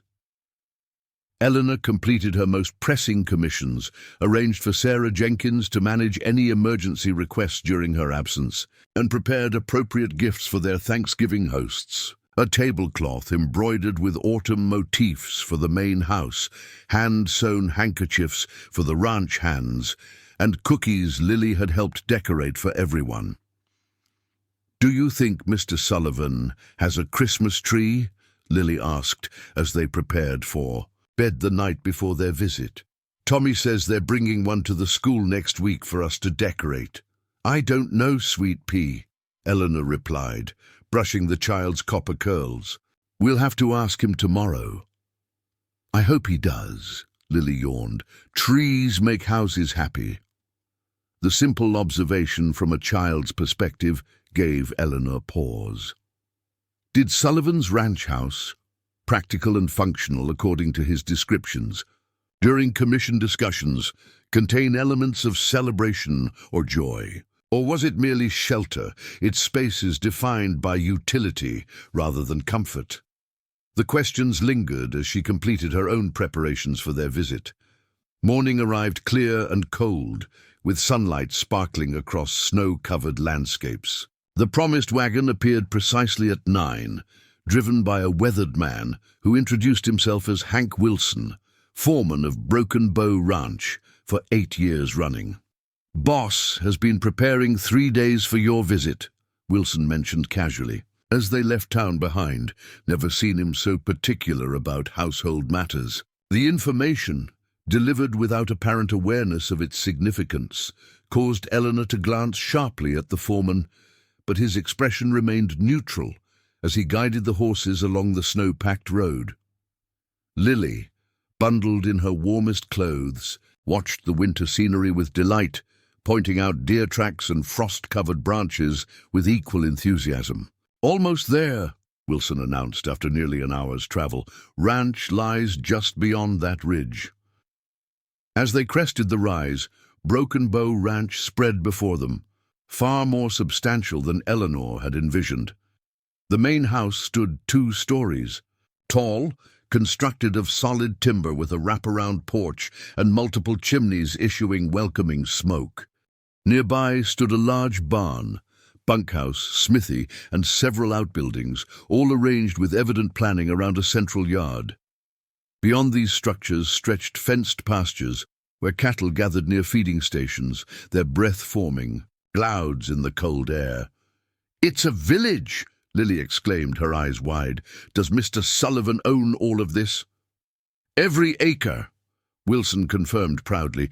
2,000 and growing. Best managed spread in the territory. This glimpse of Sullivan's true circumstances, not merely successful but prosperous beyond ordinary standards, left Eleanor momentarily speechless. He had never hinted at such extensive holdings during their conversations, describing his home in the most practical terms when discussing commissions for curtains and linens. As their wagon approached the main house, Sullivan emerged onto the porch, his tall figure silhouetted against the rustic structure. He wore no coat, despite the cold, just a clean white shirt with a dark vest and trousers. He looked different here, more assured, perhaps, in his own domain. "Welcome to Broken." "A bow," he called, descending the steps as Wilson halted the team. "I hope your journey was comfortable." "The scenery was magnificent," Eleanor replied as he helped her from the wagon. "We had no idea your property was so extensive." Something like embarrassment crossed Sullivan's features. "It's grown over the years. Started with just 50 acres, and a cabin after the war." He turned his attention to Lily, his expression warming. "And how are you finding the snow, Miss Lily? Different from Boston, I imagine." "It's prettier here," the child declared confidently. "No soot or dirty carriages to make it grey, and Mr. Wilson showed me deer tracks." Sullivan's smile transformed his scarred face, softening its harsher lines. "There's a family of deer that visits the south pasture. Perhaps we can watch for them later." The main house interior revealed the same thoughtful planning evident in the ranch's layout. Spacious rooms with practical furnishings flowed logically from a central hallway, while abundant windows captured available light and provided views of the striking landscape. A massive stone fireplace dominated the main sitting room, where flames crackled invitingly against the winter chill. "Sarah decorated originally," Sullivan explained as he showed them through the house. "I've maintained, but not altered her arrangements. She had an eye for such things." Eleanor noted the quiet pride in his voice, not for personal achievement, but for preserving his sister's vision. Throughout the house, evidence of Sarah's taste remained in curtain designs, arrangement of furniture, and small decorative touches that softened the bachelor household. Yet there were also signs of Sullivan's own sensibilities, bookshelves filled with historical volumes and technical manuals, a desk with careful drawings of agricultural innovations, maps of the territory, marked with notations about grazing patterns. "Your home is lovely," Eleanor said sincerely, "perfect for entertaining guests." "Though today marks the first proper gathering since Sarah's passing," Sullivan admitted. "The ranch hands usually celebrate in the bunkhouse with their own traditions." This simple statement, revealing that they represented his first invited guests in years, held significance beyond its factual content. Sullivan was not merely extending hospitality, but breaking established patterns of solitude, crossing boundaries he'd maintained since his sister's death. The day unfolded with unexpected warmth and comfort. Sullivan proved a thoughtful host, having arranged activities suitable for Lily's interest, showing her the ranch's carefully protected kitchen garden, where herbs grew under glass even in winter, introducing her to a gentle mare and her late-season foal in the barn, providing paper and colored pencils for drawing at a small table positioned near the fire. For Eleanor, he offered a different kind of consideration, treating her as an equal partner in conversation, seeking her views on community developments, discussing business prospects with genuine interest. When ranch hands joined them for the Thanksgiving meal, a magnificent spread prepared by the cook Sullivan had hired specifically for the occasion, he ensured Eleanor was introduced with references to her established business, not merely as a visitor from town. Miss Walsh's seamstress skills have transformed Timber Creek's circumstances, he told the assembled men. Her work rivals anything from Denver or beyond. The simple praise, delivered with evident sincerity, counted more coming from a man known for measured speech than flowery compliments would from others. Eleanor found herself coloring slightly, unused to such direct recognition of her professional achievements. After the abundant meal, while Lily napped on a comfortable sofa and the ranch hands returned to afternoon chores, Eleanor and Sullivan settled in the sitting room with coffee. A comfortable silence developed between them, broken only by the crackling fire and distant sounds of activity from the ranch yard. "Thank you for including us today," Eleanor said finally. "It's been a wonderful respite from recent complications." Sullivan nodded, his expression thoughtful, as he gazed toward the fire. Bennett's rumors have diminished somewhat. His creditors have become more pressing, leaving little time for spreading falsehoods. "The truth eventually emerges," Eleanor agreed. "Though his accusations taught me the fragility of a woman's reputation, even one built on honest work." Sullivan's gaze shifted to her face, studying her expression. "You've handled adversity with remarkable grace. Many would have retreated or sought easier paths. As have you," she replied quietly. "We've both rebuilt after devastation, though of different kinds." He acknowledged this with a slight inclination of his head. Different circumstances, similar responses. Perhaps that's why. He stopped abruptly, seeming to reconsider his words. "Why what?" Eleanor prompted gently. Sullivan set down his coffee cup, his movements deliberate as he organized his thoughts. "Why, I recognize something in you from the beginning, a determination I understood." The admission, simple yet profound, created an opening Eleanor hadn't anticipated. "I've wondered about that. Your immediate assistance when we arrived, your consistent support despite barely knowing us." "I told myself it was community obligation," Sullivan said, his gaze returning to the fire.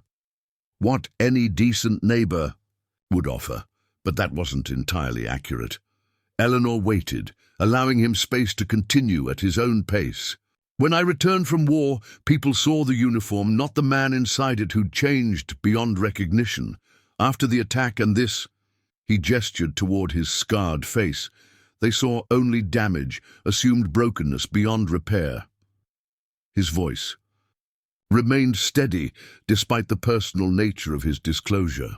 "You looked at me differently from the start, saw the whole rather than the marked part." The observation, delivered without self-pity, revealed unexpected vulnerability beneath Sullivan's composed exterior.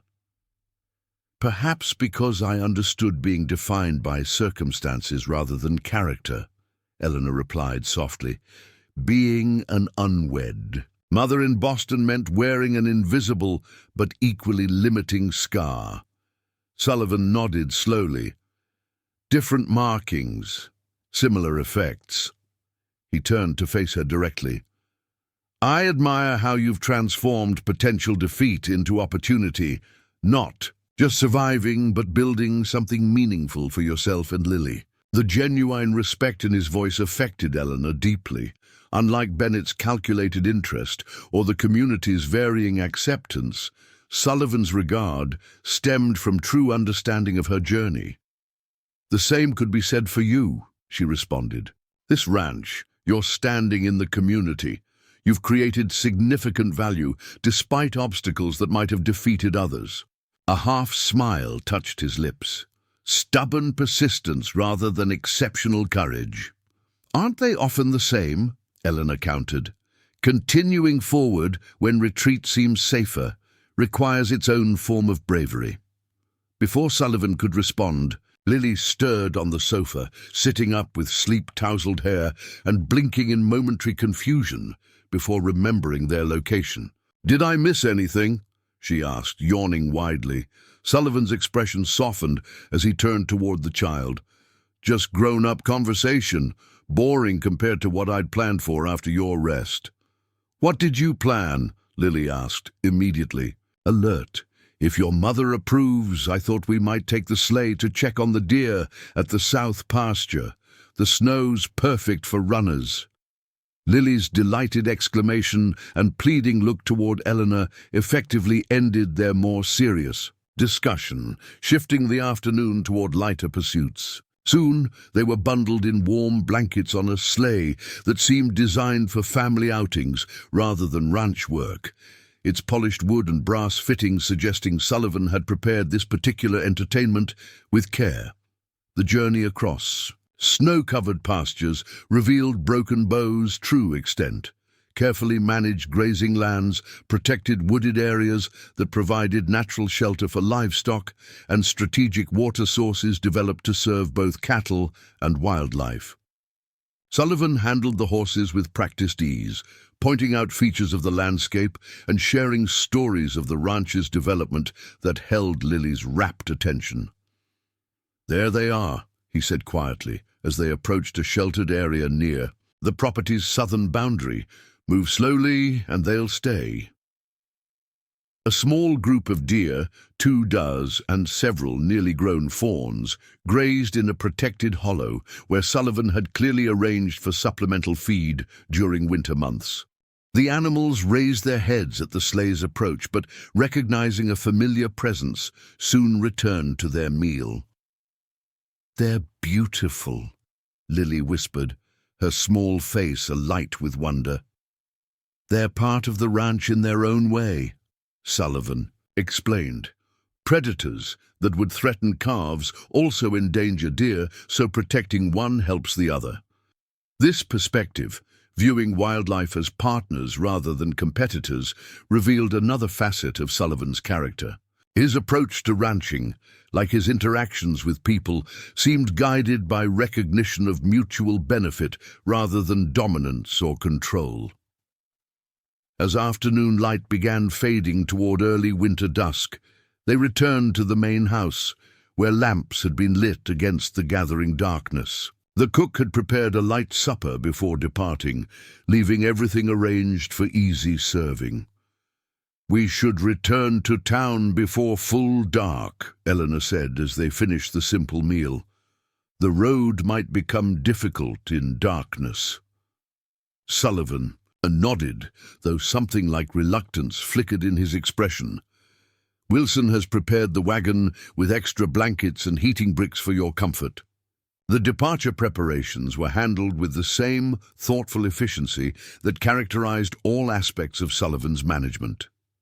Extra food was packed in case of delays, lanterns checked and secured to the wagon, and the horses carefully inspected before being harnessed. As they prepared to board, Sullivan handed Eleanor a small package wrapped in brown paper. "Curtain material samples," he explained, "for additional commissions when your schedule permits." The practical reason for future contact, maintaining their business connection, seemed important to him, and Eleanor accepted the package with genuine appreciation. "I'll review them next week. Thank you again for today. It's been, illuminating." Something in her tone caused him to look at her more closely, his expression questioning. I mean that in the best possible way, she clarified. Seeing your home, understanding what you've built here, it provides context I didn't have before. Sullivan nodded slowly, accepting this. Context works both ways. Having you and Lily here today. He glanced toward the child already settling into the wagon's blankets. It changes one's perspective on what's missing. The admission, brief but significant, hung between them in the cold evening air. Before Eleanor could formulate a response, Wilson appeared, announcing that everything was ready for departure. As their wagon pulled away from Broken Bow's main house, Eleanor looked back to see Sullivan standing on the porch, his tall figure outlined against the warm light from within. He raised a hand in farewell, then remained watching until they crested the ridge that would take them out of sight. "I like Mr. Sullivan's house," Lily said sleepily, nestled against Eleanor's side beneath the thick blankets. "It feels like it's waiting for something." The innocent observation struck Eleanor with unexpected force. The ranch was indeed waiting, its spaces designed for family life now occupied by a solitary man, its potential for warmth and connection only partially realized, despite Sullivan's evident success in all practical matters. As they traveled through the darkening landscape toward Timber Creek, Eleanor reflected on their Thanksgiving visit and all it had revealed.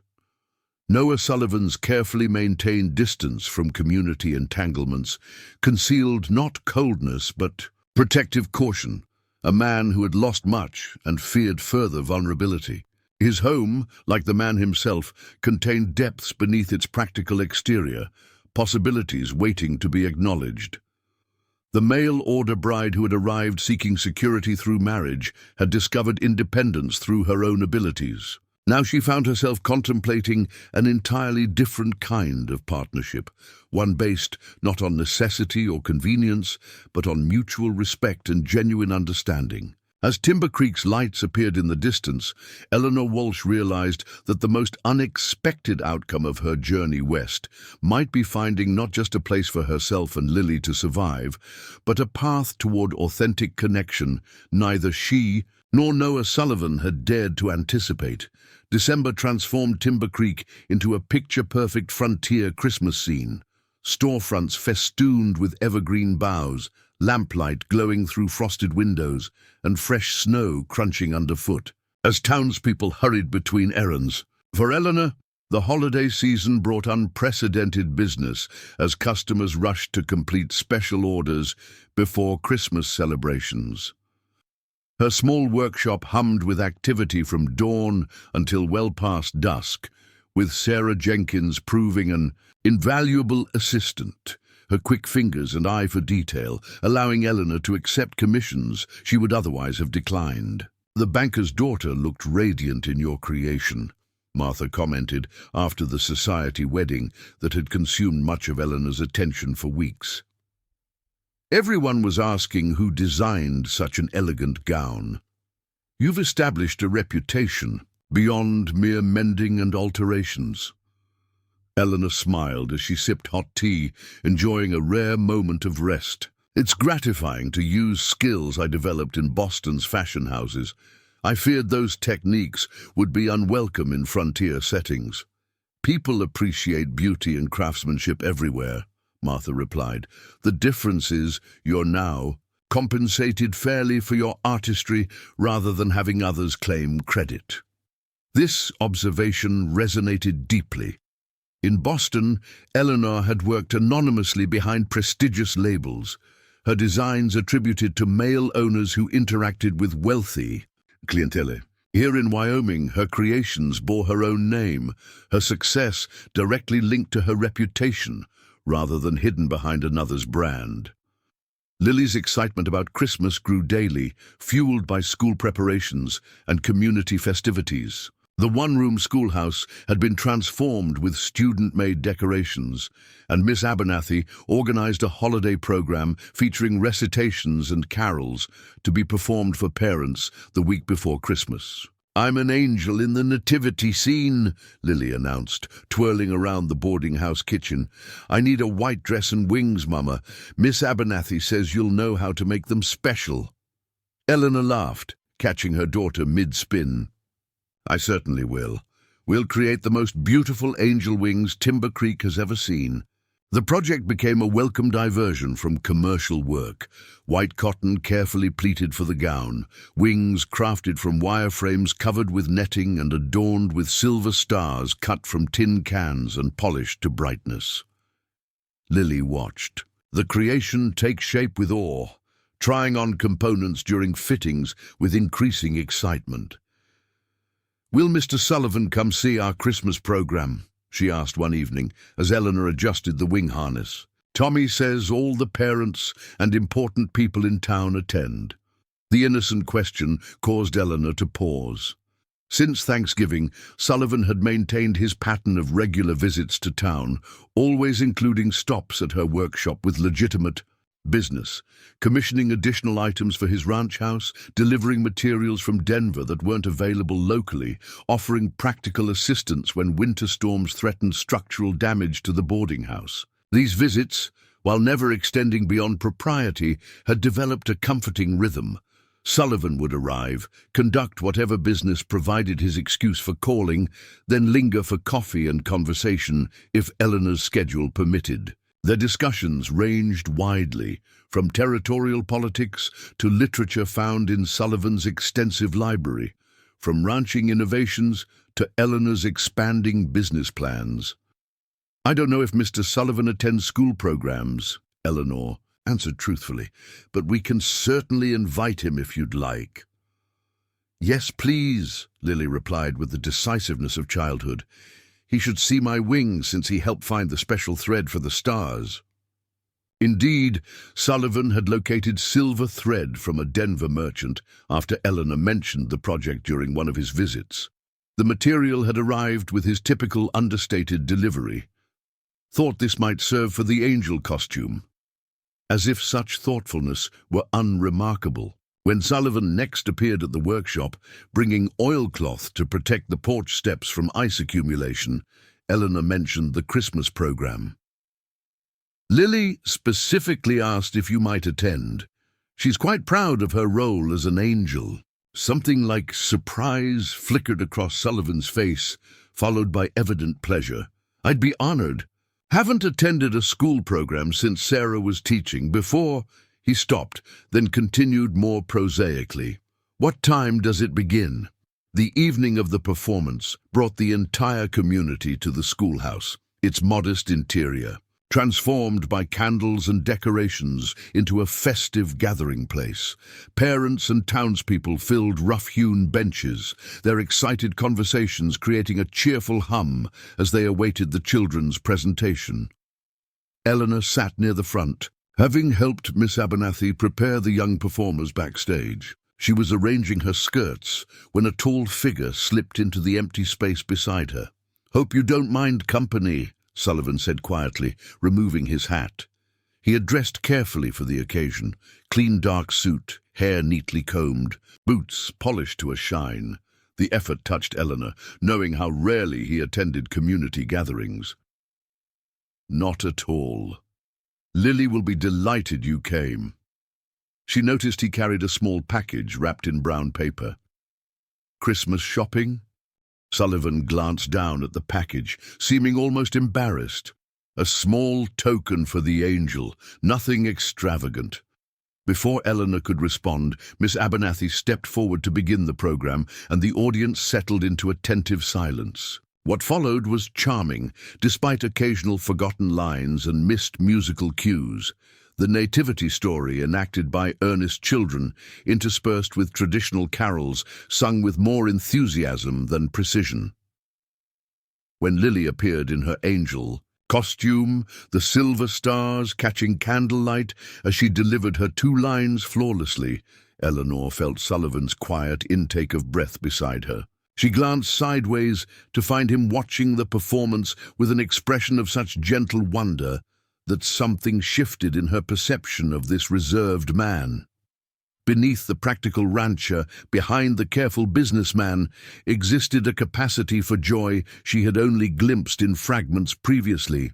After the performance, parents and children mingled amid refreshments provided by the Ladies' Aid Society. Lily rushed to find them, still wearing her wings despite Miss Abernathy's attempts to collect costumes. "Did you see me? Did I do well?" she asked breathlessly, her cheeks flushed with excitement. "You were perfect," Eleanor assured her, smoothing a stray copper curl. "The most beautiful angel in Wyoming Territory." "Indeed," Sullivan agreed, his deep voice gentle. "Your performance brought the story to life." He hesitated, then extended the small package. "A token of appreciation for the angelic messenger." Lily's eyes widened as she accepted the gift, carefully untying the string rather than tearing the paper in her usual exuberant manner. Inside lay a small carved wooden horse, exquisitely detailed with flowing mane and tail, standing on a base that allowed it to rock slightly when touched. "It's beautiful," she whispered, running her fingers over the polished surface. "Did you make it, Mr. Sullivan?" He nodded, seeming almost shy about the revelation. Winter evenings provide time for carving. Each piece of wood contains possibilities, waiting to be discovered. The gift's significance extended beyond its physical beauty. Sullivan had created something specifically for Lily, investing time and considerable skill in its making. The gesture revealed depths of consideration that transcended mere politeness or community obligation. "Thank you for coming tonight," Eleanor said as they walked together toward the boarding house after the program, Lily running ahead to show Tommy her wooden horse. "Your presence meant a great deal to her." Sullivan glanced sideways, snowflakes catching in his dark hair. "It was my privilege. Children's perspectives on familiar stories remind us of wonder we too often forget." He paused, then added quietly, "I've avoided such gatherings since Sarah died. Tonight made me realize what I've been missing." The simple admission, acknowledging both loss and possible renewal, hung between them in the cold December air. Eleanor understood its significance. Sullivan rarely referenced his sister's death directly, though her absence shaped his life in countless ways. "Sometimes the hardest step is returning to traditions that hold memories," she offered, "finding joy in them again despite the empty spaces." Sullivan nodded, his expression thoughtful. "You speak from experience." "My parents died when I was 16. The first Christmas without them seemed impossible to endure." Eleanor watched. Her breath formed clouds in the frigid air, yet eventually new traditions emerged alongside memories of old ones, different but still meaningful. They walked in companionable silence for several moments, their footsteps crunching on packed snow. As they approached the boarding house, its windows glowing welcomingly, Sullivan hesitated.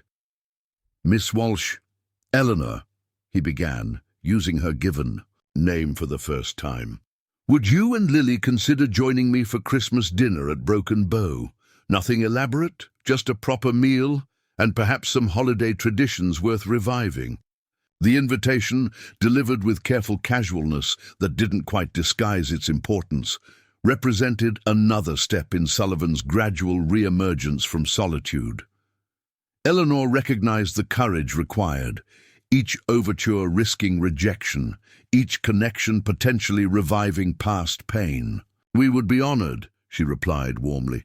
"Christmas should be shared, not solitary." His expression lightened, relief briefly visible before his typical reserve returned. "Good. I'll make appropriate arrangements." He tipped his hat formally. "Please thank Lily again for her performance. She has her mother's grace."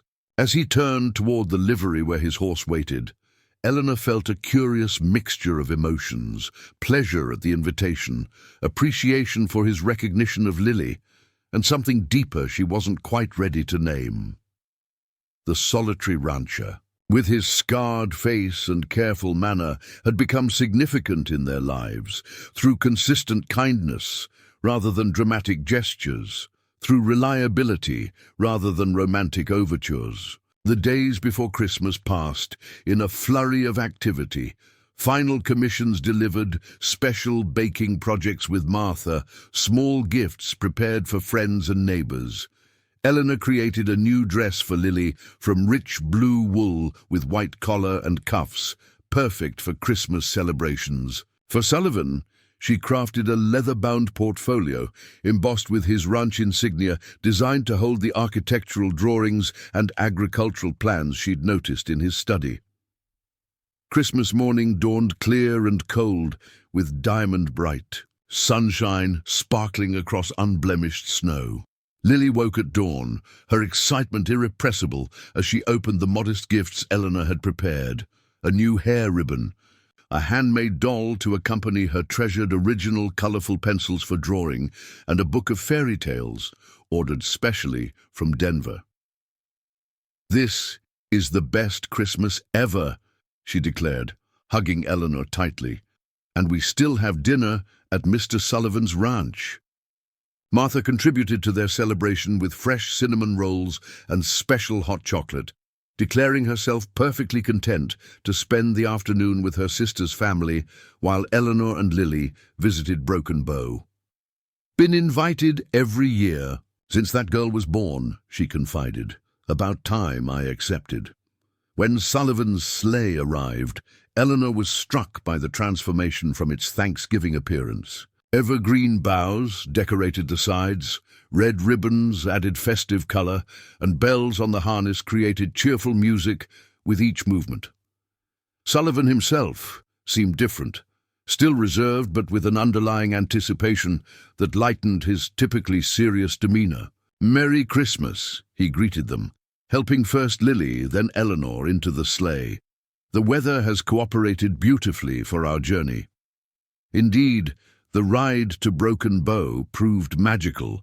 Sunlight creating rainbow prisms in ice-covered branches, wildlife tracks mapping stories across pristine fields, distant mountains standing guard beneath cloudless blue skies. Lily alternated between excited chatter and speechless wonder at the winter landscape, while Eleanor found herself appreciating Sullivan's quiet competence as he guided the horses along snow-packed trails. Broken Bow Ranch had undergone its own transformation since Thanksgiving. The main house exterior featured evergreen garlands and red bows on windows, while inside, a massive pine tree stood in the main sitting room, decorated with handmade ornaments, strings of berries, and small candles waiting to be lit. "Sarah always insisted on full Christmas traditions," Sullivan explained as he took their coats. "I've maintained some aspects, though not with her artistic touch." Despite this disclaimer, the home radiated warmth and careful preparation. A fire crackled invitingly in the stone hearth. Delicious aromas wafted from the kitchen, where the cook worked on their dinner, and thoughtful details. Holly sprigs on mantels, candles in windows, stockings hung by the fireplace, created a genuinely festive atmosphere. "It's beautiful," Eleanor said sincerely. "Your sister would be proud of how you've honored her traditions." Something in Sullivan's expression suggested this simple validation held significant meaning. He nodded once, accepting her assessment, then turned his attention to Lily's exclamations over the Christmas tree. "We'll light the candles after dark," he promised. "It transforms the room completely." The day unfolded with surprising ease. Conversation flowing naturally, shared activities emerging organically rather than through forced structure. Sullivan showed them albums of ranch photographs dating back to its founding, including rare images of himself before the attack, standing beside his sister with unguarded smile and unscarred face. Without excessive sentimentality, he shared stories of early Christmases at Broken Bow, acknowledging absent loved ones while creating space for new memories. After their magnificent dinner, roast beef with all traditional accompaniments followed by mince pies and Christmas pudding. Sullivan surprised them with a gift-giving ceremony beside the now illuminated tree. For Lily, he presented a wooden chest filled with carved animal figures, each detailed with the same artistry as her Christmas horse. "Your own Wyoming menagerie," he explained as she exclaimed over miniature deer, rabbits, foxes, and birds, "for creating stories on winter afternoons." For Eleanor, his gift demonstrated extraordinary thoughtfulness. A sewing box crafted from polished walnut, its interior fitted with compartments for every conceivable supply, and its lid inlaid with her initials in contrasting maple wood. "You made this," she said softly, recognizing the craftsmanship matched his carving style. Sullivan nodded, watching her reaction carefully. Winter evenings allowed time for woodworking. This particular project offered welcome focus during November storms. The revelation that he had spent countless hours creating something specifically for her, anticipating her needs and preferences with such precision, affected Eleanor deeply.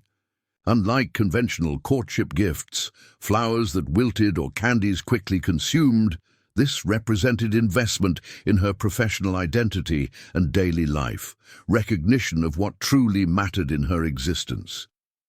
"It's extraordinary," she said, meeting his gaze directly. "Precisely what I needed yet would never have requested. Thank you, Noah." His given name emerged naturally, acknowledgement of shifted boundaries between them. His expression suggested the transition registered but was welcome rather than presumptuous.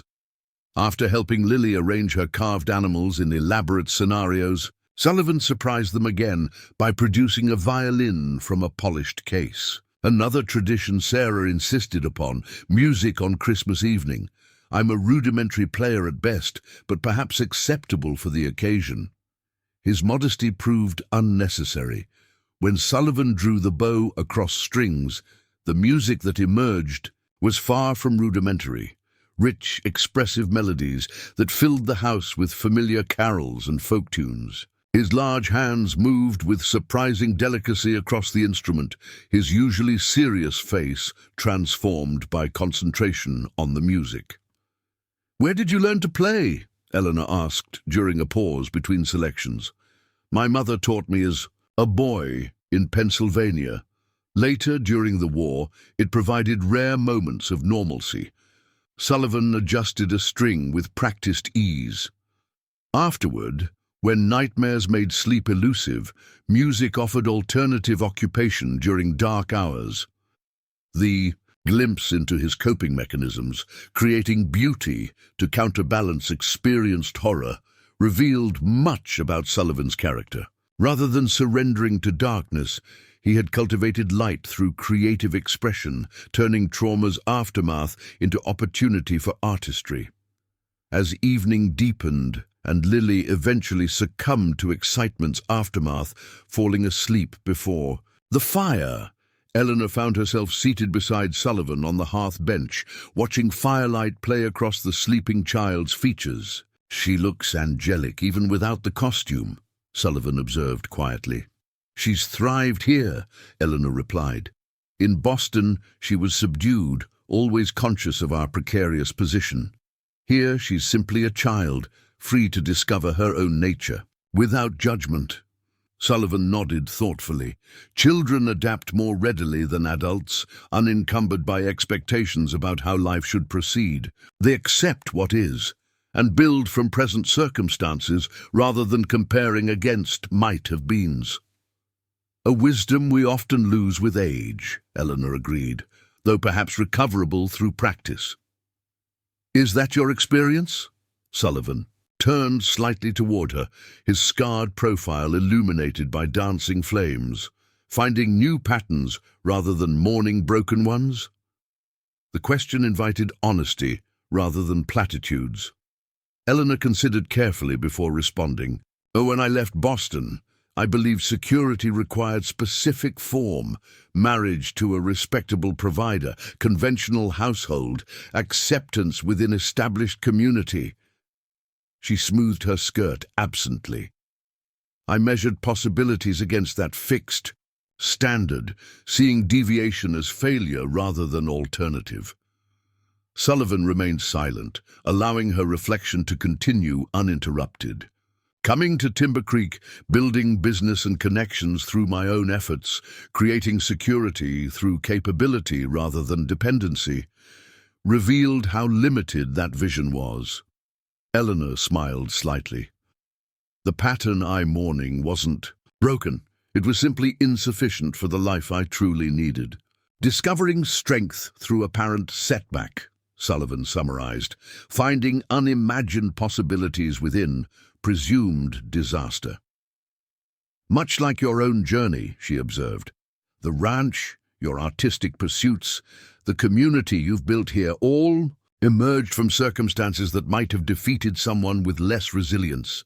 Sullivan was quiet for several moments, watching firelight illuminate Lily's peaceful features. When he finally spoke, his voice held reflective depth rather than his usual practical tone. When I returned from war, I believed normalcy required, restoring exactly what existed before, same activities, relationships, perspectives. When that proved impossible, I concluded normal life itself was unattainable. His fingers absently traced the scar along his cheek. The attack merely confirmed that assessment, providing visible evidence of what I already believed, that I existed permanently outside ordinary community. Eleanor listened without interruption, recognizing the significance of this uncharacteristic disclosure. Sarah refused to accept that conclusion, he continued, insisted on maintaining connections, traditions, forward momentum, despite my resistance. After her death, continuing those efforts initially felt like obligation to her memory rather than personal necessity. And now? Eleanor prompted gently when he fell silent. Sullivan's gaze met hers directly. Now I recognize her wisdom. Community isn't something one returns to unchanged, but something continually recreated through present connections. The patterns shift, but the essential fabric remains. This insight, hard-won through significant personal struggle, revealed the thoughtful man beneath Sullivan's pragmatic exterior. His journey from isolation toward tentative re-engagement paralleled Eleanor's own path, from dependency toward self-reliance, different routes ultimately converging toward similar understanding. Perhaps that's the greatest gift of difficult passages, Eleanor suggested. They reveal what's truly essential when comfortable patterns are disrupted. Sullivan nodded slowly. And sometimes what emerges proves more authentic than what was lost. He glanced toward the sleeping child, then back to Eleanor. Your unexpected arrival in Timber Creek, rejected at the station with uncertain prospects, might have seemed disaster at the time, yet proved foundation for something far better than what I sought, she completed his thought. Independence I never anticipated, community I couldn't have imagined, connections based on genuine understanding rather than convenience. Something shifted in Sullivan's expression, caution giving way to quiet certainty. Eleanor, I've been considering a proposition, not a conventional one perhaps, but one worth your consideration. She waited, somehow knowing this moment held significance beyond ordinary conversation. Broken Bow Ranch operates successfully, but lacks something essential. He gestured toward the Christmas decorations, the sleeping child, the shared space. Between them, life beyond mere function, purpose beyond production. Eleanor understood he was carefully building towards something important, approaching significant territory with the same thoughtful deliberation he applied to all substantial matters. Your business thrives despite Bennett's predictions. Your skills recognized beyond what Boston permitted. You've established independence few women achieve. Sullivan's steady gaze held genuine respect. I wouldn't suggest anything diminishing that hard-won position. What exactly are you suggesting? Eleanor asked, though she began to anticipate his direction. Partnership, he said simply. not merging your identity into mine as conventional. Marriage demands, but combining our separate strengths towards shared future. Your business remaining yours, the ranch remaining mine, but our lives intertwined through choice rather than necessity. The proposal, for such it was despite its unconventional framing, reflected profound understanding of Eleanor's priorities and principles. Sullivan wasn't offering rescue or absorption, but genuine partnership founded on mutual respect and recognition of individual capability. You're suggesting marriage constructed differently than typical arrangements, Eleanor clarified. Equal standing rather than legal subordination. Sullivan nodded. Exactly so. You've built something valuable through your own efforts. I wouldn't presume to appropriate that achievement or direct your professional decisions. His expression softened as he glanced toward Lily. And I've grown to care deeply for both of you, beyond what neighborly concern might explain. The quiet admission, delivered without dramatic declaration but with evident sincerity, touched Eleanor deeply. This reserved man, so careful with commitments and connections, was offering not just practical arrangement, but genuine emotional investment.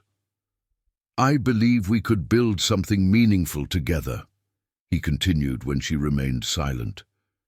Different from what either might have originally envisioned, but perhaps better suited to who we've become through our respective journeys. Eleanor considered his words carefully, recognizing their significance deserved thoughtful response rather than immediate reaction. Such partnership would require considerable adjustment for both of us. You've maintained independence for many years, as have I in different ways. True, Sullivan acknowledged, yet we've already begun that adjustment through increasing connection over recent months. This would formalize what's developing naturally between us. This observation held undeniable accuracy. Their relationship had evolved gradually, from initial acquaintance to deepening understanding, each step building naturally upon previous interaction rather than forced progression. The Christmas gathering itself demonstrated their comfortable compatibility, separate individuals sharing space and tradition without surrendering essential identity. I care for you as well, Noah, Eleanor said finally, her voice soft but certain. Your consistent kindness, your respect for my independence, your genuine acceptance of Lily, these have revealed your character beyond what words might declare. Hope flickered in his expression, though he maintained characteristic restraint. Then you'll consider the proposition. More than consider, she replied with growing confidence. I believe such partnership as you describe could indeed prove valuable for all concerned, not from necessity or convenience, but from genuine alignment of values and vision. The careful phrasing, reflecting his own measured approach, brought rare full smile to Sullivan's face, transforming his features beyond mere physical characteristics. In that moment, the scar seemed negligible detail rather than defining feature, overwhelmed by expression of authentic joy. I can think of no better Christmas gift, he said simply. As firelight danced across wooden floors and cast shifting shadows through the decorated tree, Lily stirred slightly in her sleep, unconsciously adjusting position while remaining peacefully unaware of the significant conversation occurring nearby. The child who had arrived in Timber Creek clutching a doll and fearing rejection would wake to expanding possibilities rather than narrowing constraints, to family created through choice rather than merely biological connection. The mail order, bride rejected, at a distant train station had found not just survival but genuine flourishing through apparent disaster. The community that initially represented last desperate hope had instead provided foundation for unexpected growth. And the scarred rancher, who had claimed her through simple kindness rather than legal obligation, was offering permanent connection based on respect rather than requirement. Perhaps we should wake Lily, Sullivan suggested after comfortable silence. She'll want to see the stars from the sleigh during our return journey. Let her dream a little longer, Eleanor replied, watching her daughter's peaceful expression. We have time now to balance dreams and waking reality. No need to rush either. As Christmas candles burned low and midnight approached, Eleanor Walsh contemplated the extraordinary journey from desperate arrival to confident decision. The path had wound through unexpected territory, rejection becoming opportunity, apparent disaster revealing hidden strength, tentative connection developing into profound understanding. Whatever challenges tomorrow might bring, she would face them not in isolation, but in partnership founded on genuine acceptance rather than mere convenience.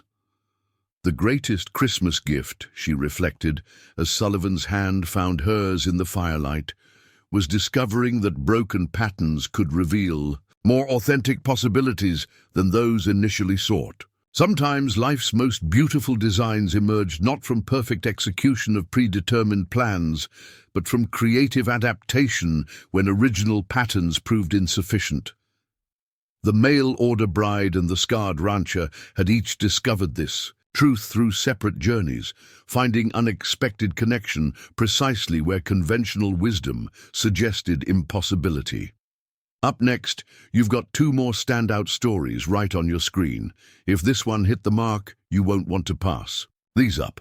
Just click and check them out, and don't forget to subscribe and turn on the notification bell so you don't miss any upload from us.